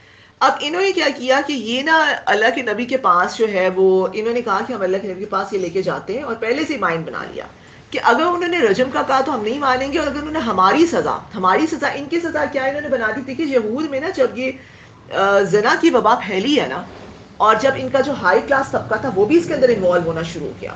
تو انہوں نے کیا کیا کہ تورات میں جو رجم کی سزا تھی اسی کو ہی بدل دیا, اس میں تحریف کر دی. اور کیا کر دیا کہ اگر کوئی شادی شدہ مرد اور زنا کرے گا تو ان کا منہ کالا کر کے ان کو گدھے پہ بٹھا کے ان کو پوری بستی کا چکر لگوایا جائے. صحیح, یہ کر دیا انہوں نے تاکہ جو امیر ہے وہ اس کی زد سے بچ سکے. اچھا, اب جب یہ اللہ کے نبی کے پاس گئے ہیں تو اللہ کے نبی تو ظاہری بات ہے یہی بتایا کہ رجم ہے. انہوں نے کہا کہ ہماری تو کتاب میں یہ نہیں ہے. آتا ہے کہ عبداللہ بن سوریا جو تھا ان کا بہت بڑا عالم تھا, اللہ کے نبی نے اس کو بلکہ تنہائی میں بلا کے اس کو قسم دے کے پوچھا کہ مجھے بتاؤ کہ تمہاری کتاب میں یہ ہے کہ نہیں. وہ مان گیا, لیکن جب مجمع میں آئے تو مجمع میں کہا کہ نہیں ہمارے تو یہاں پہ یہ لا ہی نہیں ہے. اس پر اللہ کے نبی نے تورات منگوائی, قرآن میں اس کا ذکر بھی آتا ہے نا. تو ان کو کہا کہ پڑھو. جب وہ پڑھ رہے تھے تو انہوں نے کیا کہ جو رجم کا لفظ تھا اس کے اوپر ہاتھ رکھ کے آگے پیچھے سے پڑھ لیا. تو عبداللہ بن سلام, آپ کو میں نے بتایا کہ وہ ایمان لے آئے تھے, وہ لب کے انہوں نے اس کا ہاتھ ہٹایا اور انہوں نے کہا کہ اللہ کے نبی دیکھیں یہ رجم کی سزا ہے یہاں پہ. تو پھر رجم کی سزا جو ہوتی ہے. تو یہ ان کا حرکت تھی. پھر بنو نذیر اور بنو قریظہ کے درمیان دیت کا غیر مساویانہ نظام اور آپ کے ہاتھوں اس کا خاتمہ. اب ہوتا یہ تھا کہ بنو قریظہ کو فوقیت حاصل تھی بنو نذیر کے اوپر, سمجھ آئی. اچھا, اب ہوتا یہ تھا کہ اگر بنو نذیر کے کسی بندے نے بنو نذیر قریظہ کے بندے کو مار دیا تو وہ دیت دیتا تھا 100 وسق.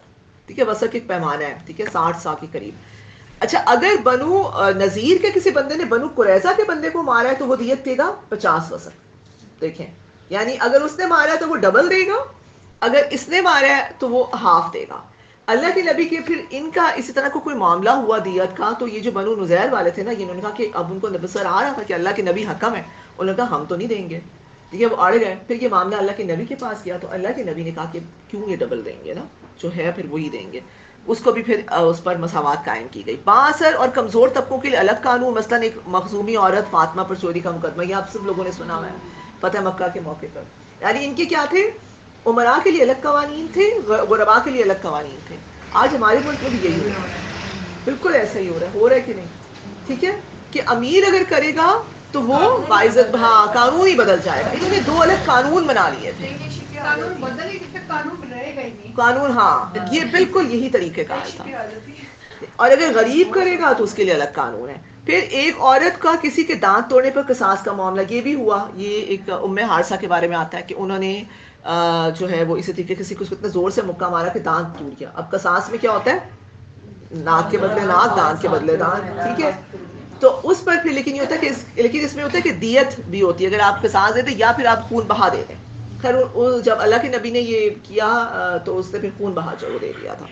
پھر خیبر کے یہودیوں کی نسب بٹائی کے معاملے پر ہیل و حجت اور آپ کے نمائندے عبداللہ بن رواحہ کو رشوت کی پیش پیش. کیا آپ کو پتہ ہے جب خیبر کا علاقہ فتح ہوا ہے تو ان لوگوں نے کہا تھا نا, خیبر میں جو یہودی وہاں پر تھے بہت ساری زمینیں تھیں, تو انہوں نے اللہ کے نبی سے ان کو نکال رہے تھے, تو انہوں نے کہا تھا کہ آپ ہمیں یہاں سے نہ نکالیں, ہمیں کاشتکاری پہ رکھ لیں, اور ہم یہ کریں گے کہ ہم جو بھی کاشت ہوا کرے گی نا اس میں سے آدھا ہم رکھ لیں اور آدھا آپ کو دے دیں گے. تو اللہ کے نبی پھر اس پر مان گئے تھے. تو اس پر یہ ہوا کہ جب عبداللہ بن رواحہ گئے ہیں ان سے یہ لینے کے لیے, ظاہری بات ہے جس کو جزیہ ٹائپ کہتے ہیں یا جو بھی اس کٹائی کے اوپر ان کا وہ بنتا تھا, تو انہوں نے ان کو رشوت دی کہ آپ ایسا کریں کہ یہ رشوت لے لو اور یہ معاملہ جو ہے نا یہ گول مول کر لو. صحیح, تو یہ ان کی جو وہ ذہنیت. کہتے ہیں کہ اللہ کے نبی نے فرمایا تھا نا کہ اس طرح ایک جوتی دوسری جوتی کے مشابہ ہے, اسی طریقے سے تم اور بنی اسرائیل. تو یہ سارے واقعات پڑھنے کے بعد بالکل ایسا ہی لگ رہا ہے کہ آج ہم بالکل اسی ڈگر پہ چل رہے ہیں, لیکن ہم یہ بھول گئے ہیں کہ ان کا انجام کیا ہوا تھا. ٹھیک ہے, اور ہم یہ بھول گئے کہ پھر ہمارا انجام کیا ہوگا. اچھا, اگلا آپ پڑھ لیں. خانہ نبوت میں چنگاریاں. مدینہ کے مخالفین نے آپ صلی اللہ علیہ وسلم کو گھریلو جھگڑوں میں الجھانے اور آپ صلی اللہ علیہ وسلم کے حرم میں پھوٹ ڈالنے کے ناپاک جتن بھی کیے. ایک عورت ام جلدہ ازواج مطہرات کو بھڑکانے کی کوشش کی. ام جلدہ, ہاں. ان میں سے ایک واقعہ ازواج مطہرات کا متحدہ مطالبہ تھا جس کا مقصد توسیع نفقہ تھا, جو ایلا کا محرک ہوا. آپ اور اللہ تعالیٰ کی طرف سے پیغام آ گیا کہ ترجمہ, اے نبی صلی اللہ علیہ وسلم اپنی بیویوں سے کہو اگر تم دنیا اور اس کی زینت چاہتی ہو تو آؤ میں تمہیں کچھ دے دلا کر بھلے طریقے سے رخصت کر دوں, اور اگر تم اللہ اور اس کے رسول صلی اللہ علیہ وسلم اور دار آخرت کی طالب ہو تو جان لو کہ تم میں سے جو نیکوکار ہیں اللہ نے ان کے لیے بڑا اجر مہیا کر رکھا ہے. سورہ احزاب 28 اور 29 آیت. اس واضح پیغام کے بعد سب سے پہلے حضرت عائشہ رضی اللہ تعالی عنہا اور اس کے بعد تمام ازواج مطہرات نے شرع صدر کے ساتھ اپنے مطالبے سے دستبرداری کر لی. ٹھیک ہے, یہ بھی آپ کو پتہ ہی ہوگا کہ اب صحابہ اللہ کے نبی کا, اب انہوں نے یہ دیکھا کہ جب ان کو جنگ کے میدان میں نہیں ہم ہرا سکتے ہیں تو اب وہی بات کریں کہ ان کو گھر کا جو محاذ ہے, ٹھیک ہے, اس کے اوپر ان کو جب وہ اپسیٹ کرنے کی, پریشان اور ہرانے کی کوشش کی جائے. اب صحابیہ جو امہات المومنین ہیں, آپ دیکھیے ان کا گھرانہ ہے کہ سب لوگ آتے تھے, آنا جانا لگا ہوتا تھا, سب لوگ دیکھ رہے ہوتے تھے, خواتین دیکھ رہی ہوتی کہ آپ کے گھر میں فقر و فاقہ کی جو بھی سچویشن چل رہی ہے, جو بھی مشکلات چل رہی ہیں. اور پھر یہ بھی پتا تھا کہ تمام امہات المومنین آپ کو پتا ہے بہت ہائی کلاس سے تھیں, آپ کو پتا ہے بہت اعلیٰ نسب, اعلیٰ خاندان سے تھیں. اب خواہشات ہر ایک کے اندر ہوتی ہیں, ایک فطری چیز ہے. اب ہوا یہ کہ یہ جو ام جلدہ تھی, انہوں نے ان کو خواتین کو جو ہے وہ ظاہری بات ہے کہ ورغلانا شروع کیا. ٹھیک ہے, کہ تم جو ہو اتنا مال غنیمت آتا ہے, اتنا سب کچھ آتا ہے, تو تم لوگ کہو کہ تمہارے جو ہے وہ جو وہی بات ہے جو خرچ ہے وہ بڑھا دیا جائے. اس پر پھر صحابیہ جو امہات المومنین کے بارے میں آتا ہے کہ یہ سب اکٹھی ہوئی اور حضرت عائشہ رضی اللہ عنہا کے بارے میں ان کو لیڈ کر رہی تھی, کیونکہ ماشاءاللہ ہے بھی اس چیز میں کافی زیادہ وہ تھیں, سمجھدار بھی. تو انہوں نے یہ مطالبہ کیا, لیکن پھر یہ آیت نازل ہو گئی, ٹھیک ہے, آپ لوگوں نے پڑھ لی. تو اس کے بعد پھر آتا ہے کہ یہ سب جو ہیں وہ فوراً سے انہوں نے کہا کہ سمعنا واطعنا. مخالفین حق جب دلیل کی واضح حال کر فتنہ انگیز و تشدد کو بھی کارگر ہوتے نہ دیکھا تو آپ کی قتل کی سازش کرنے لگے. صحیح. اب یہ ایک اور جو حربہ تھا وہ کیا تھا, انہوں نے کر دیا. سمیہ آپ پڑھ لیں اس کو. بنو نذیر کے لوگوں کی چکی کا پارٹ آپ صلی اللہ علیہ وسلم کے اوپر گرا کر آپ صلی اللہ علیہ وسلم کی جان لینے کی سازش. یہودی سردار کعب بن اشرف کی آپ صلی اللہ علیہ وسلم کو دعوت پر بلا کر قتل کروانے کی سازش. بنو نذیر کی عالموں کی ایک مجلس منعقد کرنے کی تجویز اور اس میں آپ صلی اللہ علیہ وسلم کو قتل کرنے کی سازش. ایک یہودی عورت زینب بنت الحرث کی بکری کے گوشت میں زہر ملا کر آپ صلی اللہ علیہ وسلم کی جان لینے کی کوشش. اسی دعوت میں زہر ملے گوشت کا ایک لقمہ اتارنے سے ایک صحابی برا بن معرور کا انتقال ہو. صحیح. اب یہ سارے ان کے وہی ہتھ کنڈے ہیں اور یہ سیرت میں آپ کو سب ملتے ہیں کہ دیکھیں بنو نذیر نے کیا کیا تھا. یہ قبیلہ جو میں نے پتا یہود کے 3 قبیلے تھے نا, بنو قینقاع, بنو نذیر, یا اس کو نذیر بھی کہہ سکتے ہیں, اور قریظہ. اچھا, اب غزوہ بدر کے بعد بنو قینقاع نکل گیا تھا مدینہ سے, وہ ہم انشاءاللہ آج ہی کوشش کریں گے, اس سیشن میں ہم پڑھیں گے آج یا کل میں. پھر اس کے بعد یہ ہوا تھا کہ بنو نذیر نکلا غزوہ احد کے بعد, اور پھر غزوہ خندق کے بعد بنو قریظہ, یہ بھی نکل گیا. تو ان تینوں نے یہی کیا تھا, اللہ کے نبی کے قتل کی سازش کی, کہ ان کو بلایا. ٹھیک ہے, ایک میں آتا ہے کہ اللہ کے نبی جو بنو نذیر کے پاس گئے, کوئی معاہدہ تھا اس کی یاد دہانی کے لیے, انہوں نے ان کو نا گھر کے جیسے بٹھا دیا باہر کے, اللہ کے نبی سے دیوار کے ساتھ ٹیک لگا کے بیٹھ گئے, کچھ صحابہ بھی ساتھ تھے. انہوں نے الگ ہو گیا, پلاننگ یہ کی کہ اللہ کے نبی چونکہ دیوار کے ساتھ یہاں بیٹھے ہوئے ہیں نا, ایک شخص اوپر جائے اور ایک بھاری پتھر لے کے ان کے اوپر گرا دے. ٹھیک ہے, تو ان کی جو ہے وہ کام ہی تمام ہو جائے گا. لیکن اللہ نے وحی کے ذریعے سے آپ کو بتا دی اور آپ وہاں سے اٹھ کھڑے ہوئے, اور پھر یہی ریزن ملین کی وعدہ خلافی کی اور پھر ان کو نکالا بھی کیا تھا. اسی طرح سے یہود کعب بن اشرف نے بھی یہی کیا کہ اللہ کے نبی کو بلایا کہ آپ 3 عالموں کو لے کے آئے, ہم اپنے عالم جو ہے وہ رکھیں گے, اور آپس میں اگر آپ کی دعوت ہمارے لوگوں کو کلک کر گئی تو ہمارا پورا قبیلہ اسلام لے آئے گا. لیکن کیا ہوا کہ اللہ کے نبی جب آ رہے تھے تو راستے میں وحی کے ذریعے آپ کو بتا دیا گیا کہ وہ لوگ تلوار اور نیزوں کے ساتھ کھڑے میں آپ کو قتل کرنے کے واپس چلے گئے. تو یہ بھی انہوں نے بھی یہاں پہ وعدہ خلافی کی تھی, پھر ان کو بھی نکال دیا گیا تھا. اسی طریقے سے جو ہے وہ بنو جو ہے ایک یہودی عورت, یہ آپ کو پتہ ہے خیبر کے موقع پر آپ سب نے سنا ہوگا کہ خیبر کے موقع پر یہ جو زینب بنت الحرث تھی, اس نے کیا کیا کہ ایک بکری ذبح کی, اور اس کو جو پتا چلا نا کہ اللہ کے نبی کو دستی کا گوشت بہت پسند ہے, تو اس نے نا زہر ملایا اس سارے گوشت میں, خاص طور پہ جو دستی کا گوشت تھا اس میں بہت تیز قسم کا زہر ملایا تھا, اور اس نے نا ان کے سامنے رکھ دیا. اور اللہ کے نبی کے بارے میں آتا ہے کہ انہوں نے جو پہلا ہی لقمہ لیا تو آپ کو پتا چل گیا کہ اس میں زہر, انہوں نے نکال دیا. لیکن وہ کہتے ہیں کہ وہ پھر بھی جو تھوڑا سا گیا تھا وہ آخری ایام میں کہا کرتے تھے کہ مجھے ابھی بھی آخری ایام پہ کہ مجھے وہ جو زہر ہے اس کی وہ ہلاکت جو ہے وہ اس کا اثر محسوس ہو رہا ہے. اور یہ جو صحابی تھے نا برا بن معرور, انہوں نے ایک لقمہ لے لیا. ٹھیک ہے, کہتے ہیں کہ مجھے اندازہ ہو گیا تھا کہ اس میں کچھ ہے، لیکن کہتے ہیں کہ اللہ کے نبی سامنے بیٹھے ہوئے تھے تو میں نے ان کے سامنے ظاہر بات ہے منہ سے نکالنا مناسب نہیں سمجھا، وہ لے گئے اس کو نا، لیکن اللہ کے نبی نے پہلے ہی لے جاتے ہوئے بتا دیا تھا کہ مت کھاؤ اس کو.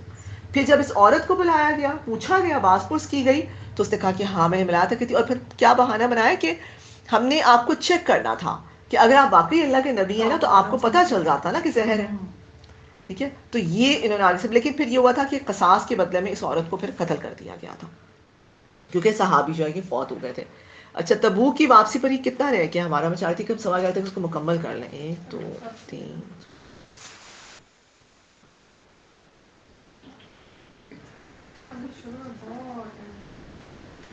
ہم نا اس میں ڈسکشنز نہیں کر سکتے. اچھا، تبوک کے اس میں پھر میں یا تو آپ لوگوں کو کچھ بتاتی ہوں، آپ لوگ کچھ اس کو پڑھ کے آئیں. قتل کی سازش جو تبوک والا ہے کہ 12 آدمی تبوک سے واپسی پر 12 آدمیوں کے گروہ کو آپ کو عقبہ سے گرانے کی سازش، یہ ساری قتل کی سازش ہے. اس میں غزوہ تبوک کے موقع پہ آتا ہے کہ جب اللہ کے نبی واپس آ رہے تھے تو آپ کو پتا ہے کہ وہاں پہ ایک عقبہ میں نے آپ کو پہلے بھی بتایا تھا نا، بیت عقبہ میں. عقبہ کس کو کہتے ہیں؟ ایک تنگ راستہ، پہاڑوں کے درمیان ایک جو دشوار گزار تنگ راستہ ہوتا ہے نا، نیرو سا، اس میں. تو وہاں سے جب گزر رہے تھے تو انہوں نے یہ پلاننگ کی تھی کہ ہم جب اللہ کے نبی وہاں سے گزریں گے نا تو ہم ان کو وہاں سے نیچے گرا دیں گے. تو اللہ کے نبی کے ساتھ حضرت عمار بن یاسر تھے اور حضرت حذیفہ تھے رضی اللہ تعالیٰ عنہ. ٹھیک ہے، حذیفہ بن یمان. تو اللہ کے نبی کو جو ہے وحی کے ذریعے اللہ نے بتا دیا تھا، وہ مطلب الرٹ ہو گئے ہیں. جیسے ہی لوگوں کے قدموں کی چاپ سنائی دی تو اللہ کے نبی نے حضرت حذیفہ سے کہا کہ ان کا پیچھا کرو. جیسے ہی وہ گئے ہیں، خیر یہ منافق تھے 12، انہوں نے اپنے جو چہرے ہیں وہ کور کیے ہوئے تھے. اس کے بارے میں آتا کہ اس میں عبداللہ بن ابی، ان کے سب کے جو نام تھے وہ اللہ تعالیٰ نے اپنے نبی کو بتا بھی دیے تھے. اب وہ عامر راہب کا بھی نام آتا ہے، سارے منافقین تھے. تو خیر جب انہوں نے ان کا جیسے ہی وہ پلٹے ہیں، ٹھیک ہے، اور ان کو کہتے ہیں کمان جو ہے وہ جیسے ماری ہے، تو وہ یہ لوگ ڈر گئے اور ان کو یہ ہوا کہ ہمارے یہ نہ ہو کہ ہمارے بھید کھل جائے، ہاں نقاب اتر جائے. تو یہ مڑ گئے، یہ واپس جا کے مجمع میں جا کے جو ہے وہ مل گئے. تو اللہ کے نبی نے پھر حضرت حذیفہ بن یمان جو ہے نا ان کو ان کے نام بھی بتا دیے تھے. صبح اگلے دن ان کو بلایا بھی تھا ایک کو، ان سے باز پرس بھی کی تھی. ٹھیک ہے، لیکن یہ تھا کہ اس کے بعد اللہ کے نبی نے جو ہے وہ ان کو پھر بھی وہی بات ہے نا کہ جب منافق ہے نا کلمہ پڑھ رہے ہیں تو مسئلہ یہ ہے نا کہ آپ ان کے خلاف کوئی اس قسم کا وہ نہیں کر سکتے ہیں. اچھا، پھر ایک یہودی لڑکے کو مجبور کر کے آپ کی کنگھی اور بال اور کنگھی کے دندان حاصل کرنا پر جادو، یہ بھی ہم سب جانتے ہیں. لبید بن عاصم یہ بندہ ہے، یہ جادو کرتا تھا اور اس کے بارے میں آتا ہے کہ اس نے اپنے بیوی یا بیٹیوں کو بھی جادو سکھایا ہوا تھا. تو انہوں نے ایک یہودی لڑکا جو اللہ کے نبی کی طرف بہت مائل بھی تھا، اس کے ذریعے سے وہ ان کے بال اور وہ لیے اور ان کے اوپر جادو کروا کے زروان نامی ایک کنواں تھا اس کے اندر ڈال دی. اور اس کے بعد یہ ہوتا ہے کہ اللہ کے نبی کو جبرائیل امین نے آ کے سارا بتا بھی دیا کہ وہاں پر یہ ہے، خواب میں آ کے. اور اتنی گیرے ہیں، 11 گیرے لگی ہوئی تھیں. اور پھر سورہ فلق اور سورہ ناس جو ہے وہ نازل ہوئی ہیں، جیسے جیسے پڑھتے گئے وہ گیرا کھلتی گئی. اور اللہ کے نبی فرماتے ہیں، حضرت عائشہ فرماتی کہ وہ فرماتے تھے کہ اس کنویں کا جو پانی ہے وہ سرخ رنگ کا ہے. ٹھیک ہے، اس قسم کا اس کا پانی تھا. تو اس سے ہمارے لیے اصول یہ نکلتا ہے کہ سورہ فلق اور سورہ ناس، ٹھیک ہے، اس کو اپنے پلو سے مان لیں. اور ہمیں پتا ہے نا کہ ہر نماز کے بعد ہم نے کیا کرنا ہے، سورہ فاتحہ اور یہ جو کل ہیں تینوں، ٹھیک ہے، ان کو آپ 3 دفعہ پڑھ کے آپ ضرور اپنے ہاتھوں پہ دم کر کے اپنے جسم کے اوپر پھیر لیا کریں. لازمی یہ کر لیں. ٹھیک ہے، 7 آیت الکرسی کو بھی ایڈ کریں، یہ بہت ضروری ہے. یہ ایک ایسے ہے کہ جیسے ہماری پروٹیکٹیو شیلڈز ہیں. ٹھیک ہے، تو یہ میری اور آپ کی پروٹیکٹیو شیلڈز ہیں. اس کا اب گھر سے نکلتی ہیں، آپ لوگ یہاں پر آ رہی ہوتی ہیں تو بھی یہ کوشش کریں اس کے بغیر گھر سے ہی مت نکلیں. ٹھیک ہے، اور آگے کہا جا رہا ہے کہ مکہ سے عمیر بن وہب کا آپ کے قتل کے ارادے سے پہنچنا اور آپ کو اس کے سامنے سازش کا راز کھول کر بیان کرنا اور عمیر کا مسلمان ہو کر واپس آنا. ٹھیک ہے، اب یہ عمیر بن وہب کے بارے میں آتا ہے کہ یہ ایک دفعہ یہ، اور غزوہ بدر کے بعد آپ کو پتہ ہے غزوہ بدر میں ان کے 70 سردار مارے گئے تھے نا، 70 قیدی ہوئے. تو یہ اور صفوان بن امیہ بن خلف کا جو بیٹا تھا، ٹھیک ہے، تو یہ دونوں مسلمان ہو گئے تھے بعد میں. تو صفوان بن امیہ اور یہ نا جیسے بدر کے ماگی بیٹھے ہوئے تھے اور جیسے اپنے جو سردار تھے ان پہ ماتم کر رہے تھے. تو عمیر نے کہا کہ میرے اوپر اگر قرض نہ ہوتا اور مجھے اپنے بال بچوں کی فکر نہ ہوتی نا تو میں تو اللہ کے نبی نعوذ باللہ ان سے انتقام لے لیتا. تو عمیر بن وہب نے کہا، تو صفوان بن امیہ نے اس کو یہ کہا کہ تم ایسا کرو، تمہارا قرض میں ادا کر دوں گا، تمہارے بیوی بچے بھی میرے ذمے ہیں، تم جاؤ اور تم یہ کام کر کے آؤ. اس نے ایک تلوار لی، اس کو زہر آلود کیا اور یہ نکل گیا. اچھا نکلے، وہاں جب پہنچے مدینہ منورہ میں، حضرت عمر رضی اللہ تعالیٰ نے دیکھ لیا. انہوں نے جب دیکھا یہ تو انہوں نے ان کو پکڑ لیا کہ کس ارادے سے آئے، اللہ کے نبی کے پاس لے گئے. اللہ کے نبی نے پوچھا کہ کس لیے آئے ہو؟ تو کہنے لگا اپنے بیٹے کو چھڑانے آیا ہوں کیونکہ ان کا بیٹا قید میں تھا. اللہ کے نبی نے بتایا کہ اچھا وہ پھر کیا ہوا کہ تم نے اور صفوان نے جو کمرے میں بیٹھ کے پوری سازش کی تھی اور تم نے اپنی تلوار کو زہر آلود کیا تھا اور تم مجھے مارنے کے لیے آیا. وہ حیران اور ہکا بکا رہ گیا کہ اس کا تو مجھے اور اس کے علاوہ کسی کو بھی نہیں علم تھا. اسے یقین ہو گیا کہ واقعی یہ اللہ کے رسول ہے اور پھر یہ ایمان لے آئے تھے.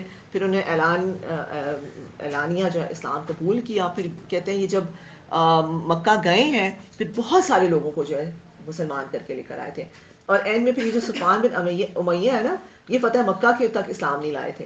ان کو بھی پھر انہوں نے ہی فتح مکہ کے موقع پر یہ یمن بھاگ رہے تھے تو یہ پھر ان گئے ہیں اور اللہ کے نبی کا امامہ آتا ہے کہ وہ لے کے گیا کہ انہوں نے آپ کو امان دے دی ہے اور پھر یہ واپس آئے. اور پھر صفوان بن امیہ جو انہوں نے اسلام قبول کر لیا تھا.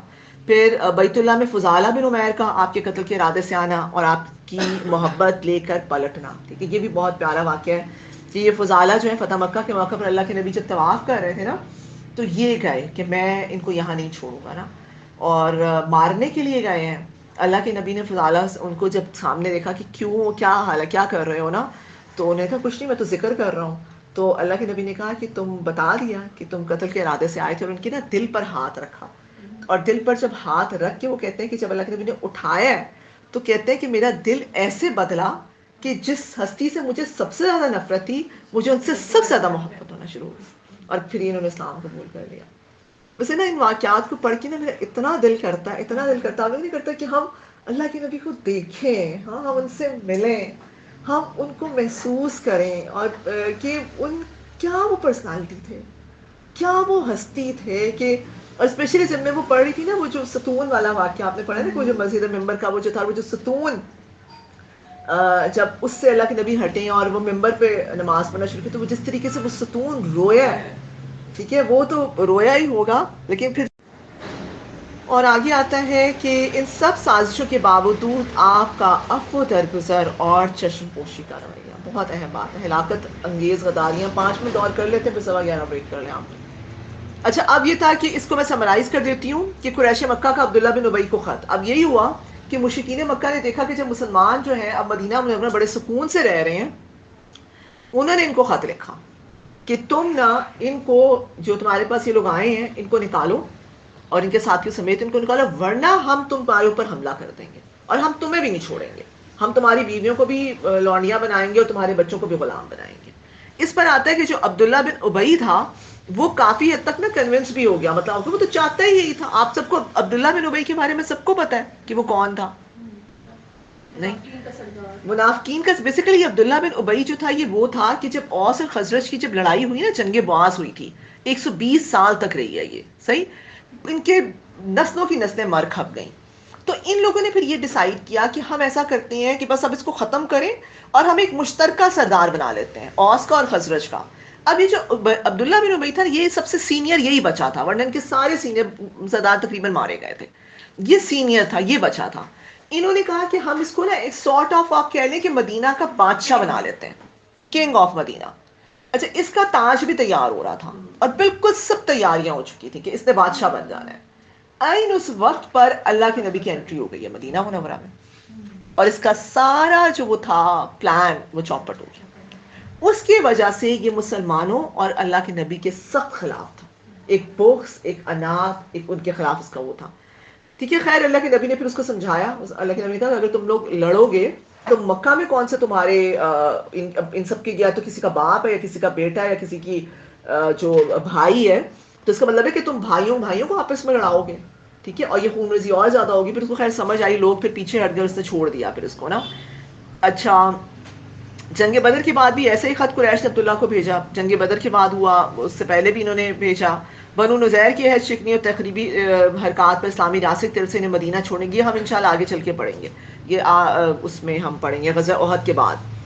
عبداللہ بن ابی کا جنگ احد کے موقع پر 300 منافقین ساتھ لے کر واپس لوٹ جانا, یہ بھی ہم انشاءاللہ غزوہ احد میں دیکھیں گے. ابو عامر کا قریشی سرداروں کو انتقام کے لیے بھڑکانا اور جنگ احد کی آگ دہکانا, یہ میں نے آپ کو بتا دیا. یہ وہی ابو عامر راہب ہے جس نے مسجد زرار بنائی تھی.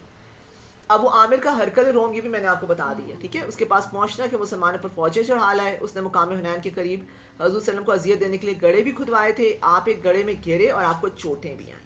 ٹھیک ہے, اس نے یہ کام بھی کیا تھا حنین کے موقع پر, گڑھے کھدوا دیے تھے. اچھا، کعب بن اشرف کا مکہ والوں کو مدینہ پر چڑھائی کرنے کے لیے بھڑکانا، ٹھیک ہے، یہ بھی ان کا سردار تھا، یہ بھی بہت ہی غلیظ قسم کا انسان تھا، یہود کا سردار تھا.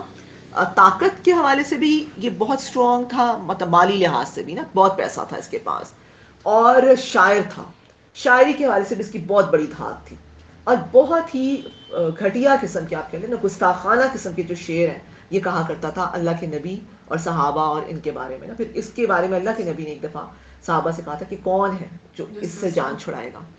پھر صحابہ جو انصار سے کچھ لوگ گئے تھے اور انہوں نے اس کو پھر قتل کر دیا تھا. اچھا، پھر جنگوں کے درمیان ان کے بعد زبان کے نشتر چلانا، مسلمانوں کے حوصلے پست کرنا، انفاق سے روکنا، حضور صلی اللہ علیہ وسلم سے فریب کرنے پر آمادہ کرنا، اسلامی قانون کا فوج کا مذاق اڑانا اور آپ کی قیادت پر حرف گیری کرنا. ہلاکت انگیز غداری میں جنگ خندق کے موقع پر مخالفین کا مختلف قبائل سے ساز باز کر کے انہیں اکسا کر مدینہ پر چڑھائی کرنے کے لیے آمادہ کرنا. یہ اب انشاءاللہ ہم اس سیشن میں غزوہ خندق انشاءاللہ کل پڑھیں گے، ٹھیک ہے، اس میں ہم دیکھیں گے. غزوہ تبوک کے موقع پر منافقین کا عدم اعتماد کی پالیسی اختیار کرنا اور نہ صرف جھوٹے عذر بھرنا بلکہ لوگوں کو جہاد پر بھی جانے سے باز رکھنا.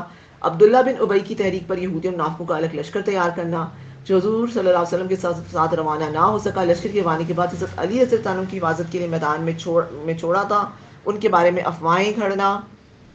اور اس کو یہ ہم نا غزوہ تبوک کو میں آپ کو سمرائز کر دیتی ہوں اور اس کے بعد آپ اس کو دیکھ لیں، ٹھیک ہے. غزوہ تبوک کا یہ ہے، یہ بیسیکلی یہ جو جنگ تھی یہ اس وقت کی جو سپر پاور تھی اس کے خلاف ہوئی تھی، رومنز کے خلاف تھی. اس کو جیش الاسرا بھی کہا جاتا ہے غزوہ تبوک کو، تنگی کا سفر. آپ کو پتہ ہے کہ 30,000 صحابہ تھے اور وہاں پر جو ہے وہ لاکھوں کی فوج تھی جو انہوں نے تیار کی ہوئی تھی. اچھا، اب ہوا یہ تھا کہ یہ جو غزوہ تبوک تھی یہ وہ موسم تھا، وہ ٹائم تھا کہ فصل پک کے تیار ہو چکی تھی، کھجوریں تیار تھیں، اور اس سے پہلے قحط چل رہا تھا. قحط کا زمانہ، قحط سالی چل رہی تھی، اور ابھی اس سال کھجوریں بہت اچھی ہوئی تھیں، فصل پکی ہوئی تھی، اگر اس کو نہ اتارا گیا تو پھل خراب ہو جائے گا. صحیح، ایسے ٹائم پر جو ہے وہ غزوہ کا حکم آیا، غزوہ تبوک کا. سخت گرمی تھی، اور یہ اتنا لمبا سفر تھا. آپ کو میں نے میپ میں دکھایا تھا کہ روم وہ کہاں ہے، وہ بالکل اینڈ پر ہے، ٹھیک ہے. تقریباً پورے 1 مہینے کی مسافت تھی، 50 روز کا یہ مارکا تھا. 30 دن جانے میں لگے تھے اور 20 دن کا وہاں پہ قیام ہوا تھا. 50 روز جو یہ لگے تھے وہاں پر. اب اللہ کے نبی کو جب یہ خبر ملی ہے کہ جو یہ فتح مکہ کے بعد یہ اللہ کے نبی کی زندگی کا آخری غزوہ تھا، بالکل اینڈ ٹائم پر ہوا یہ. اب اس پر یہ تھا کہ کیونکہ اب ان کو پتا تھا کہ اگر ہرکل کو نہ روکا گیا تو کیا ہوگا کہ وہ آہستہ آہستہ آگے بڑھے گا، اور یہ جو اتنی مشکلوں سے جو فتح مکہ ہوا تھا اور یہ جو عرب میں اسلام پھیل رہا تھا تو کیا ہوگا کہ یہ سب ختم ہو جائے گا. تو اس کی پیش قدمی کو وہیں پر روکنا بہت ضروری تھا. اور یہ کوئی آسان ڈیسیجن نہیں ہے. جیسے آپ یہ سمجھ لیں کہ آج ہمیں کہا جائے کہ آپ امریکہ کے خلاف جائیں، وہ چلے جائیں، ٹھیک ہے، اور امریکہ کے ساتھ باقی بھی لوگ، اور وہ اکیلا بھی نہیں تھا، اس نے اور قبائل کو بھی اپنے ساتھ بنایا تھا. اب پورا یورپ اکٹھا ہو گیا ہے اور ہم یہاں پہ ایک تن ہے اور ہمیں کہا جاتا ہے کہ آپ جا کے لڑیں. اور یہاں پر اللہ کے نبی نے اس جو غزوہ ہے اس کو فرض عین قرار دیا تھا. عام روٹین میں اللہ کے نبی اس کو فرض کفایہ کہتے تھے. جو بھی جنگ پہ ہوتا ہے نا، فرض کفایہ کا مطلب یہ ہوتا ہے کہ اگر کچھ لوگ چلے جائیں نا تو باقی لوگ جو ہیں ان کے لیے وہ کفایت کر جاتا تھا. یہاں پر اللہ کے نبی نے اس کو فرض عین قرار دیا اور کہا کہ سب نے نکلنا. اچھا، دوسرا پھر یہ تھا کہ ویسے اللہ کے نبی جب غزوات میں نکلتے تھے نا تو سفر کو پوشیدہ رکھا جاتا تھا کہ کہاں جانا ہے، کون سا راستہ لینا ہے، کس سے جنگ ہے، ان چیزوں کو ذرا خفیہ رکھا جاتا تھا. اس دفعہ اللہ کے نبی نے اعلان کیا کہ رومنز کے ساتھ جنگ ہے، وہاں جانا ہے اور سب نے جانا ہے، اور جو نہیں جائے گا پھر وہی ظاہری بات ہے کہ وہ منافق ہی ہوگا. تو خیر یہ سارا ڈیسائیڈ ہوا ہے. اچھا، اس پر آپ لوگوں نے اس کے واقعات سنے ہوئے ہیں کہ انفاق کی بھی اپیل کی گئی. ظاہری بات ہے ایک سپر پاور کے ساتھ مقابلہ ہے جو ہر لحاظ سے جو ہے وہ بہت ہائی فائی ہے. یہاں پر پھر صحابہ نے انفاق کیا. آپ کو پتہ ہے کہ حضرت ابو بکر رضی اللہ تعالیٰ عنہ جو گھر کا سارا سامان لے آئے تھے، حضرت عمر رضی اللہ عنہ آدھا سامان لے کر آئے تھے، حضرت عثمان رضی اللہ تعالیٰ عنہ کے بارے میں آتا ہے کہ انہوں نے تقریباً 100 گھوڑے، 900 اونٹ، کافی کچھ انہوں نے دیا. اور اللہ کے نبی اس پہ بہت خوش ہوتے ہیں، کہا تھا کہ آج کے بعد عثمان جو ہے وہ کچھ بھی کر لے اس سے کوئی سوال نہیں ہے، اتنا. پھر وہ ایک صحابی کا واقعہ بھی آپ نے پڑھا ہوا ہے کہ انہوں نے ساری رات یہود کے کھیت میں جو ہے وہ پانی لگایا، مٹھی بھر کھجوریں ملی تھی. مطلب ہر ایک نے کچھ نہ کچھ. حضرت عبد الرحمن بن عوف کے بارے میں آتے ہیں کہ انہیں پتہ نہیں کتنے کلو جو تھا وہ چاندی، اور صحابہ نے سونا چاندی جو کچھ بھی کر سکتے تھے، سب عورتوں نے اپنے زیورات جو کچھ بھی ہو سکتا تھا سب نے دل کھول کر انفاق کیا. اور آپ کو پتہ ہے کہ اس کے باوجود سفر کی حالت کیا تھی؟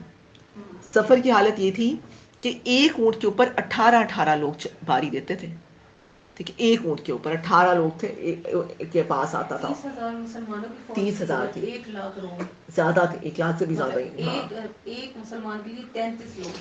اچھا, اور اس میں یہ تھا کہ ہم آگے پڑھیں گے نہیں, میرے خیال سے یہیں تک ہی ہے اس کا, آگے ہم غزوہ بدر اور احد پڑھیں گے. ہاں, انہوں نے نا ترتیب, جب غزوہ ہوا ہے تو راستے میں مسلمان جو تھے ان کو وہی بات ہے کہ درختوں کے پتے کھانے پڑے.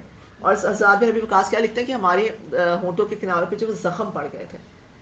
اور اس کے بعد پانی کی اس قدر قلت تھی, گرمی شدید تھی نا, تو اونٹ کم تھے, لیکن اس کے باوجود کہتے ہیں کہ ہمیں اونٹوں کو ذبح کرنا پڑا. اور اونٹ کے اندر جو پانی اونٹ نے جو اسٹوریج کیا ہوتا ہے پانی, آپ سوچو اس کے جو میدے کا پانی ہوتا ہے وہ پینا پڑا اس کی طرف, کیونکہ حلق اس قدر خشک ہو چکے تھے. خیر یہ تھا کہ یہ بہت جیش الاسرا اسی لیے اس کو کہا جاتا ہے تنگی کا سفر تھا. لیکن جب مسلمان وہاں گئے ہیں تو وہاں جا کے ہرکل کی ہمت ہی نہیں ہوئی. ٹھیک ہے, ہرکل یا ہرکل اس کو دونوں پروناؤنس کرتے ہیں. ٹھیک ہے, یہ لوگ پھر وہاں کچھ ٹائم رہے ہیں, لیکن پھر فائدہ یہ ہوا کہ وہاں پہ ارد گرد کے جتنے بھی لوگ تھے ان کو اسلام کی دعوت دی گئی. کچھ کو جو ہے وہ یہ اس پہ کنونس کیا گیا کہ وہ جزیہ دے کے رہیں گے, کچھ کو جو ہے وہ کچھ نے اسلام قبول کیا, اور پھر مسلمان جو ہے وہ واپس آئے. تو اس کے بارے میں آتا ہے کہ اس غزوے میں سوائے منافقین کے وہی تھے جو پیچھے رہ گئے تھے, مسلمان سب گئے تھے سوائے 3 صحابہ کا ذکر آتا ہے. وہ انشاءاللہ بس ہم اس کو کعب بن مالک, بلال بن امیہ اور مرارہ بن ربی. ٹھیک ہے, ان کا واقعہ میں ملتا ہے کہ یہ رہ گئے تھے, لیکن انہوں نے خود اس چیز کو ایکسیپٹ کیا تھا, اس کو مانا تھا. انہوں نے کوئی جھوٹا عذر نہیں تراش کیا تھا اپنے آپ کو, جو ہے پھر وہ ان کے 50 دن تک ان کے ساتھ ہر طرح کا بائیکاٹ کر دیا گیا تھا. پھر ان کے بارے میں قرآن میں جب آیت نازل ہوئی ہے, ٹھیک ہے, کہ اللہ تعالیٰ نے ان کی توبہ قبول کی ہے, اور اس کے بعد پھر دوبارہ سے ہاں کعب بن مالک نے اس کو سارا ایکسپلین کیا. تو یہ آپ لوگوں کی بک میں سب ڈیٹیل میں ہے. ٹھیک ہے, ہاں آپ لوگوں نے نا اس کو ضرور پڑھنا ہے. صحیح ہے, بک کے اندر آپ لوگوں کا ہے. اب انشاءاللہ ہم اس کے بعد پھر ہم باقی دیکھ لیتے ہیں. اچھا جی, آگے آ جاتا ہے اگلی جو ہے قریش کی ذلیل انتقامی حرکات. ٹھیک ہے, اس کو پڑھ لیں. کون پڑھے گا اس کو؟ بسمہ آپ پڑھ لیں. مدینہ کے ابتدائی دور میں اوس کے ممتاز سردار سعد بن معاذ کا عمرہ کے لیے مکہ معظمہ گئے, اور طواف کے دوران ابو جہل ان سے درشتی سے پیش آیا اور انہیں روکا. اس پر سعد نے کہا کہ اگر تم نے ہم کو حج سے روکا تو ہم تمہارا مدینہ کا تجارتی راستہ روک دیں گے. قرآن نے حرم کی اس ٹھیکیداری کو بھرپور تنقید کا نشانہ بنایا, اور مختلف مواقع پر یہ آیات نازل ہوئیں. ترجمہ: اور اس شخص سے بڑھ کر ظالم کون ہوگا جو اللہ کے معبودوں میں اس کے نام عبادت جہاں کی جاتی ہے نا, معبد. ٹھیک ہے, معبدوں سے, ہاں معبدوں میں سے اس کے نام کی یاد سے روکے اور ان کی ویرانی کے در پہ ہو.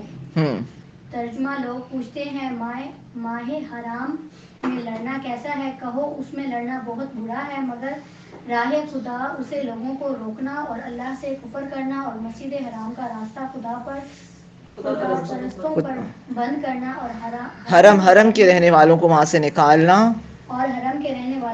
سے نکالنا, اللہ کے نزدیک اس سے بھی زیادہ برا ہے. ترجمہ: لیکن اب کیوں نہ وہ ان پر عذاب نازل کریں جبکہ وہ مسجد حرام کا راستہ روک رہے ہیں, حالانکہ وہ اس مسجد کے جائز متولی نہیں ہے. کون ہے اس مسجد کے جائز متولی؟ مسجد حرام کے مسلمان. ہاں ٹھیک ہے, وہ تو شرک کر رہے ہیں. ٹھیک ہے, بیسیکلی مشرکین ہیں اور شرک بھی کر رہے ہیں. جائز متولی تو وہ نہیں ہے. کون ہے؟ مسلمان ہیں. اچھا, یہ واقعہ یہ ہے کہ حضرت یہ جب مسلمان ہجرت کر کے آ گئے مدینہ منورہ, صحیح, تو اب یہ ہوا کہ میں نے آپ کو بتا دیا کہ مشرکین مکہ جو تھے وہ ظاہری بات ہے وہ جلے بھنے بیٹھے ہوئے تھے. کہ ایک تو یہ تھا ان کو تکلیف تھی کہ ہمارے ہاتھوں سے نکل کیسے گئے, تو ایک تو انہوں نے مدینہ والوں کو خط لکھا, عبداللہ بن ابی کو خط لکھا کہ ان کو واپس ہمارے پاس بھیجو, صحیح, ورنہ ہم جنگ کر دیں گے. پھر اس کے بعد انہوں نے کیا کیا کہ جو یہود کے ساتھ ساز باز بھی کرنا شروع کر دی. ٹھیک ہے, مکے کے اوپر حملہ کرنے کی سازشیں بھی تیار کرنا شروع کر دیں. اچھا, پھر اس کے بعد انہوں نے کیا کیا کہ مسلمانوں کا حج و عمرہ بند کر دیا. انہوں نے کہا کہ اب تم لوگ یہاں پر عمرے اور حج کے لیے نہیں آ سکتے, جبکہ یہ بالکل ابھی ہم نے آیات پڑھی ہے نا. تو اللہ تعالیٰ کیا کہہ رہے ہیں یہاں پر؟ اللہ تعالیٰ کہتے ہیں اس شخص سے بڑھ کر ظالم کون ہوگا جو اللہ کے معبود ہو. معبد کس کہتے ہیں؟ جو عبادت گاہ ہے, ٹھیک ہے, میں سے اس نام کی یاد سے روکے اور ان کی ویرانی کے در پہ ہو. کہ آپ کو کوئی رائٹ ہی نہیں پہنچتا کہ آپ کسی کو حج یا عمرے سے روکیں, ٹھیک ہے, آپ اس کو جو ہے وہ وہاں جانے سے جو ہے منع کریں.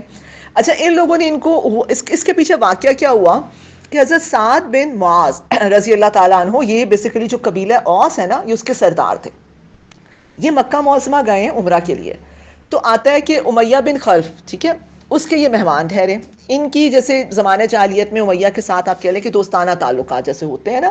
امیہ کے جب قافلے یہاں مکہ معظمہ آتے تھے تو یہ ان کو جیسے پروٹیکشن دیتے تھے, جب یہ لوگ وہاں مدینہ منورہ آتے تو یہ پروٹیکشن دیتے تھے, جب ان کے قافلے وہاں جاتے تھے تو وہ ان کو پروٹیکشن دیتے تھے, جیسے آپس میں حلیفانہ تعلقات تھے.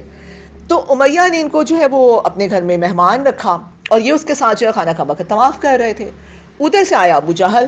ابو جہل نے جب ان کو دیکھا تو اس نے کہا کہ اس کو غصہ آیا, اور اس نے کہا کہ تم لوگوں کی اتنی جرت کہ تم لوگ یہاں پر اتنے آزادی کے ساتھ طواف کر رہے ہو, صحیح ہے, اور اس نے کہا کہ ہم جو ہے نا تم لوگوں کا یہاں پہ آنا روک دیں گے, ٹھیک ہے, تم لوگوں کو اب تم لوگ آ کے دکھاؤ اب اس کے بعد. خیر امیہ نے پہلے تو کہا کہ ان کی طرف ان کو کچھ نقصان نہیں پہنچانا کیونکہ یہ میرے مہمان ہیں. خیر ابو جہل نے یہ دھمکی دے دی کہ تم لوگ اس کے نہیں آ سکتے ہو یہاں پر, ٹھیک ہے. اچھا سعد بن معاذ بھی انہوں نے بھی وہ رکے نہیں, انہوں نے آگے سے اس کو کیا دھمکی دی, انہوں نے کہا ٹھیک ہے تم لوگ ہمارا حرم کا راستہ روک رہے ہو نا, تو بس پھر اب ہم تمہاری جو تجارتی شاہراہ ہے, ٹھیک ہے, ہم دیکھتے ہیں کہ تم شام کی طرف کیسے جاتے ہو. پھر آپ کو پتہ ہے کہ جو شام سے میں نے آپ کو بتایا تھا, مکہ سے جب شام جاتے ہیں تو راستے میں مدینہ منورہ ہے, اور یہ وہاں سے گزر کے جاتے تھے. ایک ان کا پورا جو اکنامیکل بلاکیڈ آپ کہہ رہے ہیں, اور ایک تھریٹ انہوں نے دے دی, اور یہ بہت کوئی عام بات نہیں تھی. ان کو بھی پتہ چل گیا تھا کہ یہ چھوٹی موٹی بات نہیں ہے. ان کی سالانہ تقریباً 2.5 ارب, مطلب بہت زیادہ ان کی جو کہہ لیں آپ کی جو ان کی تجارت تھی نا, وہ صرف شام کے راستے ان کے پاس ہوتی. تو ان کا آپ کو پتہ سروائیول کا سورس ہی کیا تھا, تجارت. اچھا انہوں نے بھی یہ تھریٹ آگے سے دے دیا.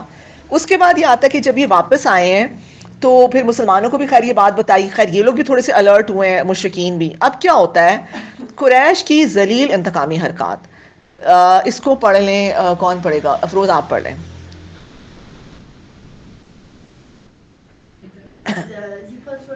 ذیقعد 6 ہجری میں صلح حدیبیہ کے موقع پر جس کا بعد میں تفصیلاً ذکر ہوگا. حضرت صلی اللہ علیہ وسلم اپنے ساتھیوں کے ساتھ عمرہ کے لیے نکلنا اور قریش کا عمرہ کرنے کی اجازت نہ دیتا. قرآن نے اس موقع پر بھی کعبہ کے ان اجارہ داروں کی پستی کو یہ کہہ کر نمایاں کیا. ترجمہ, یہ وہی لوگ ہیں جنہوں نے کفر کیا اور تم کو مسجد حرام سے روک دیا. قربانیوں کو بھی اپنی جگہ پہنچنے سے رکی رہیں. قربانیاں بھی اپنی جگہ پہنچنے سے رکی رہیں. آگے قریش کے جذبانہ انتقام کی کمینگی اس حد تک پہنچ گئی کہ آپ صلی اللہ علیہ وسلم کی دونوں بیٹیوں حضرت رقیہ اور حضرت ام کلثوم, جو ابو جہل کی 2 بیٹیاں عتبہ اور 2 بیٹوں عتبہ اور عتیبہ سے بیاہی ہوئی تھی, ان کے شوہروں سے طلاق دلوائی. ٹھیک ہے, اب یہ ساری کاروائیاں چل رہی ہیں. ایک طرف یہاں دھمکی دے دی سعد بن معاذ کو, پھر ہم صلح حدیبیہ کو انشاءاللہ پڑھیں گے, کل انشاءاللہ ہم اس کو دیکھیں گے. تو صلح حدیبیہ پہ بھی جب مسلمان جاتے ہیں تو آپ دیکھیں گے کہ کس طریقے سے یہ مسلمانوں کو روک دیتے ہیں کہ آپ لوگ عمرہ نہیں کر سکتے ہیں. اور جو جانور ان کے ساتھ تھے, ہدی کے جانور تھے, ان کو بھی روک لیتے ہیں کہ نہیں یہ بھی نہیں وہاں پر ان کو قربان کیا جا سکتا. اچھا پھر قرآن نے یہی آیت جب نازل کی, پھر آپ دیکھیں کہ نبی کریم صلی اللہ علیہ وسلم کی 4 بیٹیاں تھیں. میں نے آپ کو بتایا تھا کون کون تھیں, کون بتائے گا؟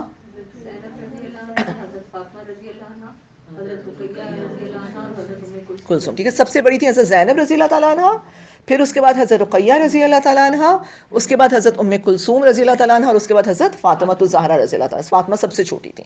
تو جو زینب رضی اللہ تعالیٰ عنہ تھی, ان کا نکاح ہو گیا تھا ابو العاص کے ساتھ. یہ ان کے خالہ زاد تھے, ٹھیک ہے, حضرت خدیجہ کی بہن کے بیٹے تھے.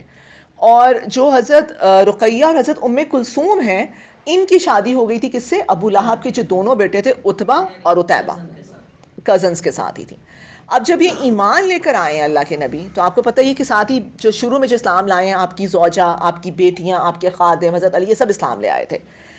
تو جب اللہ کے نبی نے نبوت کا اعلان کیا تو ابو لہب جو تھا وہ اس حد تک خباثت میں بڑھ گیا. اور یہ جو قریش کے لوگ تھے, انہوں نے ان کو کہا عتبہ اور عتیبہ کو کہ تم ان دونوں کو طلاق دے دو اور پھر مکہ کے جس خوبصورت لڑکی سے کہو گے ہم تمہارا نکاح کر دیں. یہ ابو جہل کی جگہ ابو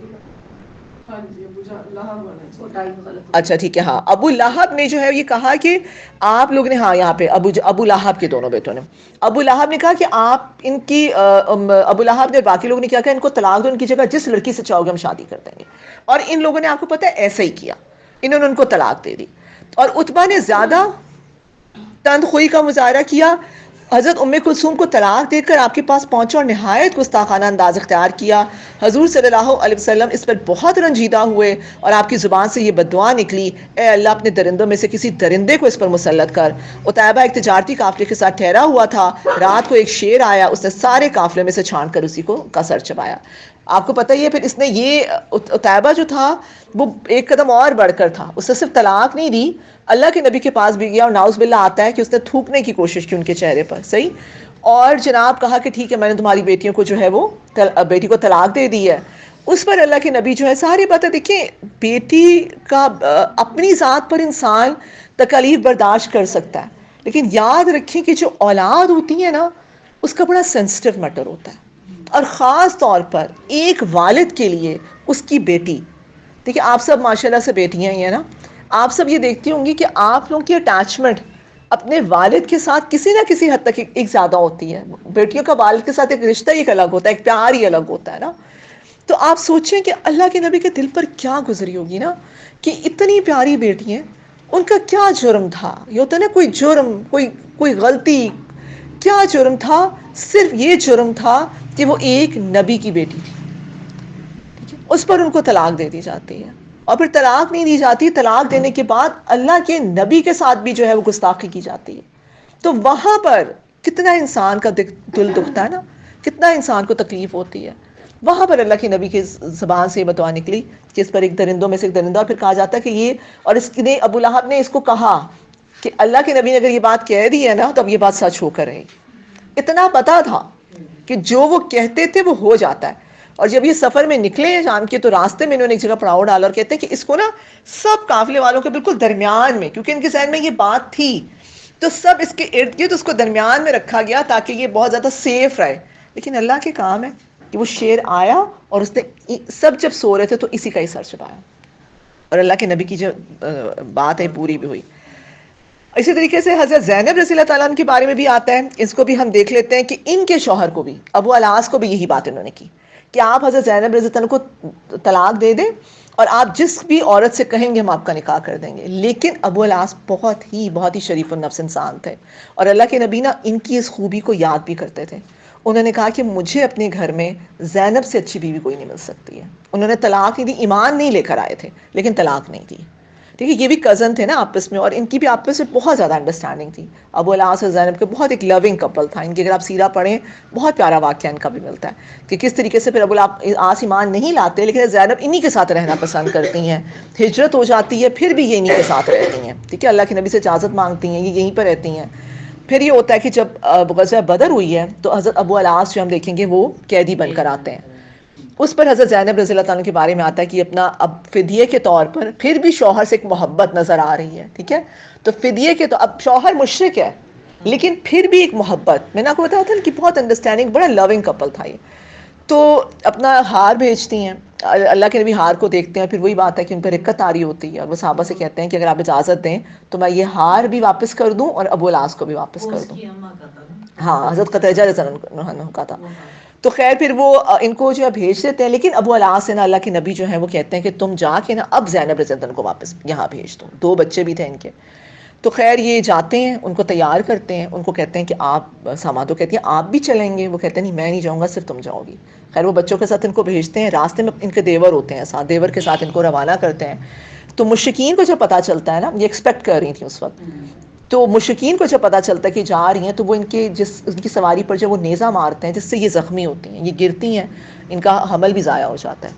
ٹھیک ہے, اس کے بعد پھر یہ ہوتا ہے کہ یہ رات کی تاریکی میں پھر سفر کرتی ہیں. ابو سفیان آتا ہے, وہ کہتا ہے کہ ہمیں ان کے جانے سے کوئی غرض نہیں ہے, لیکن اگر تم ان کو دن دہاڑے لے کے جاؤ گے نا تو ہماری ناک کٹ جائے گی, کہ لوگ کہیں گے کہ محمد صلی اللہ علیہ وسلم کی بیٹی جو تھی وہ دن دہاڑے تمہاری آنکھوں کے سامنے سے نکل گئی. تو ابو الاس کو کہتے تم نے بھیجنا ہے تو ان کو رات میں بھیجو. پھر وہ رات میں سفر کر کے آتی ہیں مدینہ منورہ میں. پھر اس کے بعد آتا ہے کہ ابو العاص رضی اللہ تعالیٰ عنہ جو ہیں وہ وہیں رہتے ہیں. پھر ایک قافلے میں وہ جا رہے ہوتے ہیں سامان لے کر, قافلے پہ مسلمان حملہ کرتے ہیں, ان کو پکڑ لیتے ہیں, سامان بھی آ جاتا ہے. لیکن اللہ کے نبی حضرت زینب رضی اللہ تعالیٰ عنہ جو ہے وہ اللہ کے نبی سے جب ان کی وہ بات کرتی ہیں تو کہتے ہیں کہ ان کا سامان بھی ان کو دے دو اور ان کو جانے دو. وہ جاتے ہیں, سامان واپس کرتے ہیں, حسن سلوک سے متاثر ہوتے ہیں کہ اللہ کے نبی نے پھر ان کے ساتھ اتنا حسن سلوک کا معاملہ کیا. سامان واپس کرتے ہیں, واپس آتے ہیں اور ایمان لے آتے ہیں. ٹھیک ہے, تو پھر ان دونوں کا اس طریقے سے, تو یہ سارا ان کا جو ہے واقعہ ہمیں یہاں پر ملتا ہے. ایمان لائے ہیں, سال بعد حضرت زینب فوت ہو گئی تھی, اس کے 1 سال بعد ابو العاص بھی فوت ہو گئے تھے. انہی کے بیٹے تھے نا حضرت جو امامہ, جن کو اللہ کے نبی جو ہیں وہ جب مسجد, کیونکہ چھوٹے بچے دونوں رہ گئے تھے, تو جب وہ نماز پڑھتے تھے تو انہی کے بارے میں آتا ہے نا, ان کی جو اپنی نواسی کو جو اپنے کاندھوں پہ بٹھا لیا کرتے تھے. اچھا, اس کے بعد آ جائیں ہم اگلی اس پہ خلاصہ. ٹھیک ہے, یہاں پر یہ ہمارا جو ماڈیول ہے یہ مکمل ہو جاتا ہے. صحیح, خلاصے کو آپ لوگوں نے ایک دفعہ دیکھنا ہے ضرور جا کر. صحیح, اور اگر کوئی کوشچن ہے ابھی تو اس کے بارے میں پوچھ لیں, پھر ہم اگلا شروع کر لیتے ہیں. سبحانك اللهم وبحمدك نشهد ان لا اله الا انت نستغفرك ونتوب اليك ربنا تقبل منا انك انت السميع العليم وتب علينا انك انت التواب الرحيم. السلام عليكم ورحمة الله وبركاته.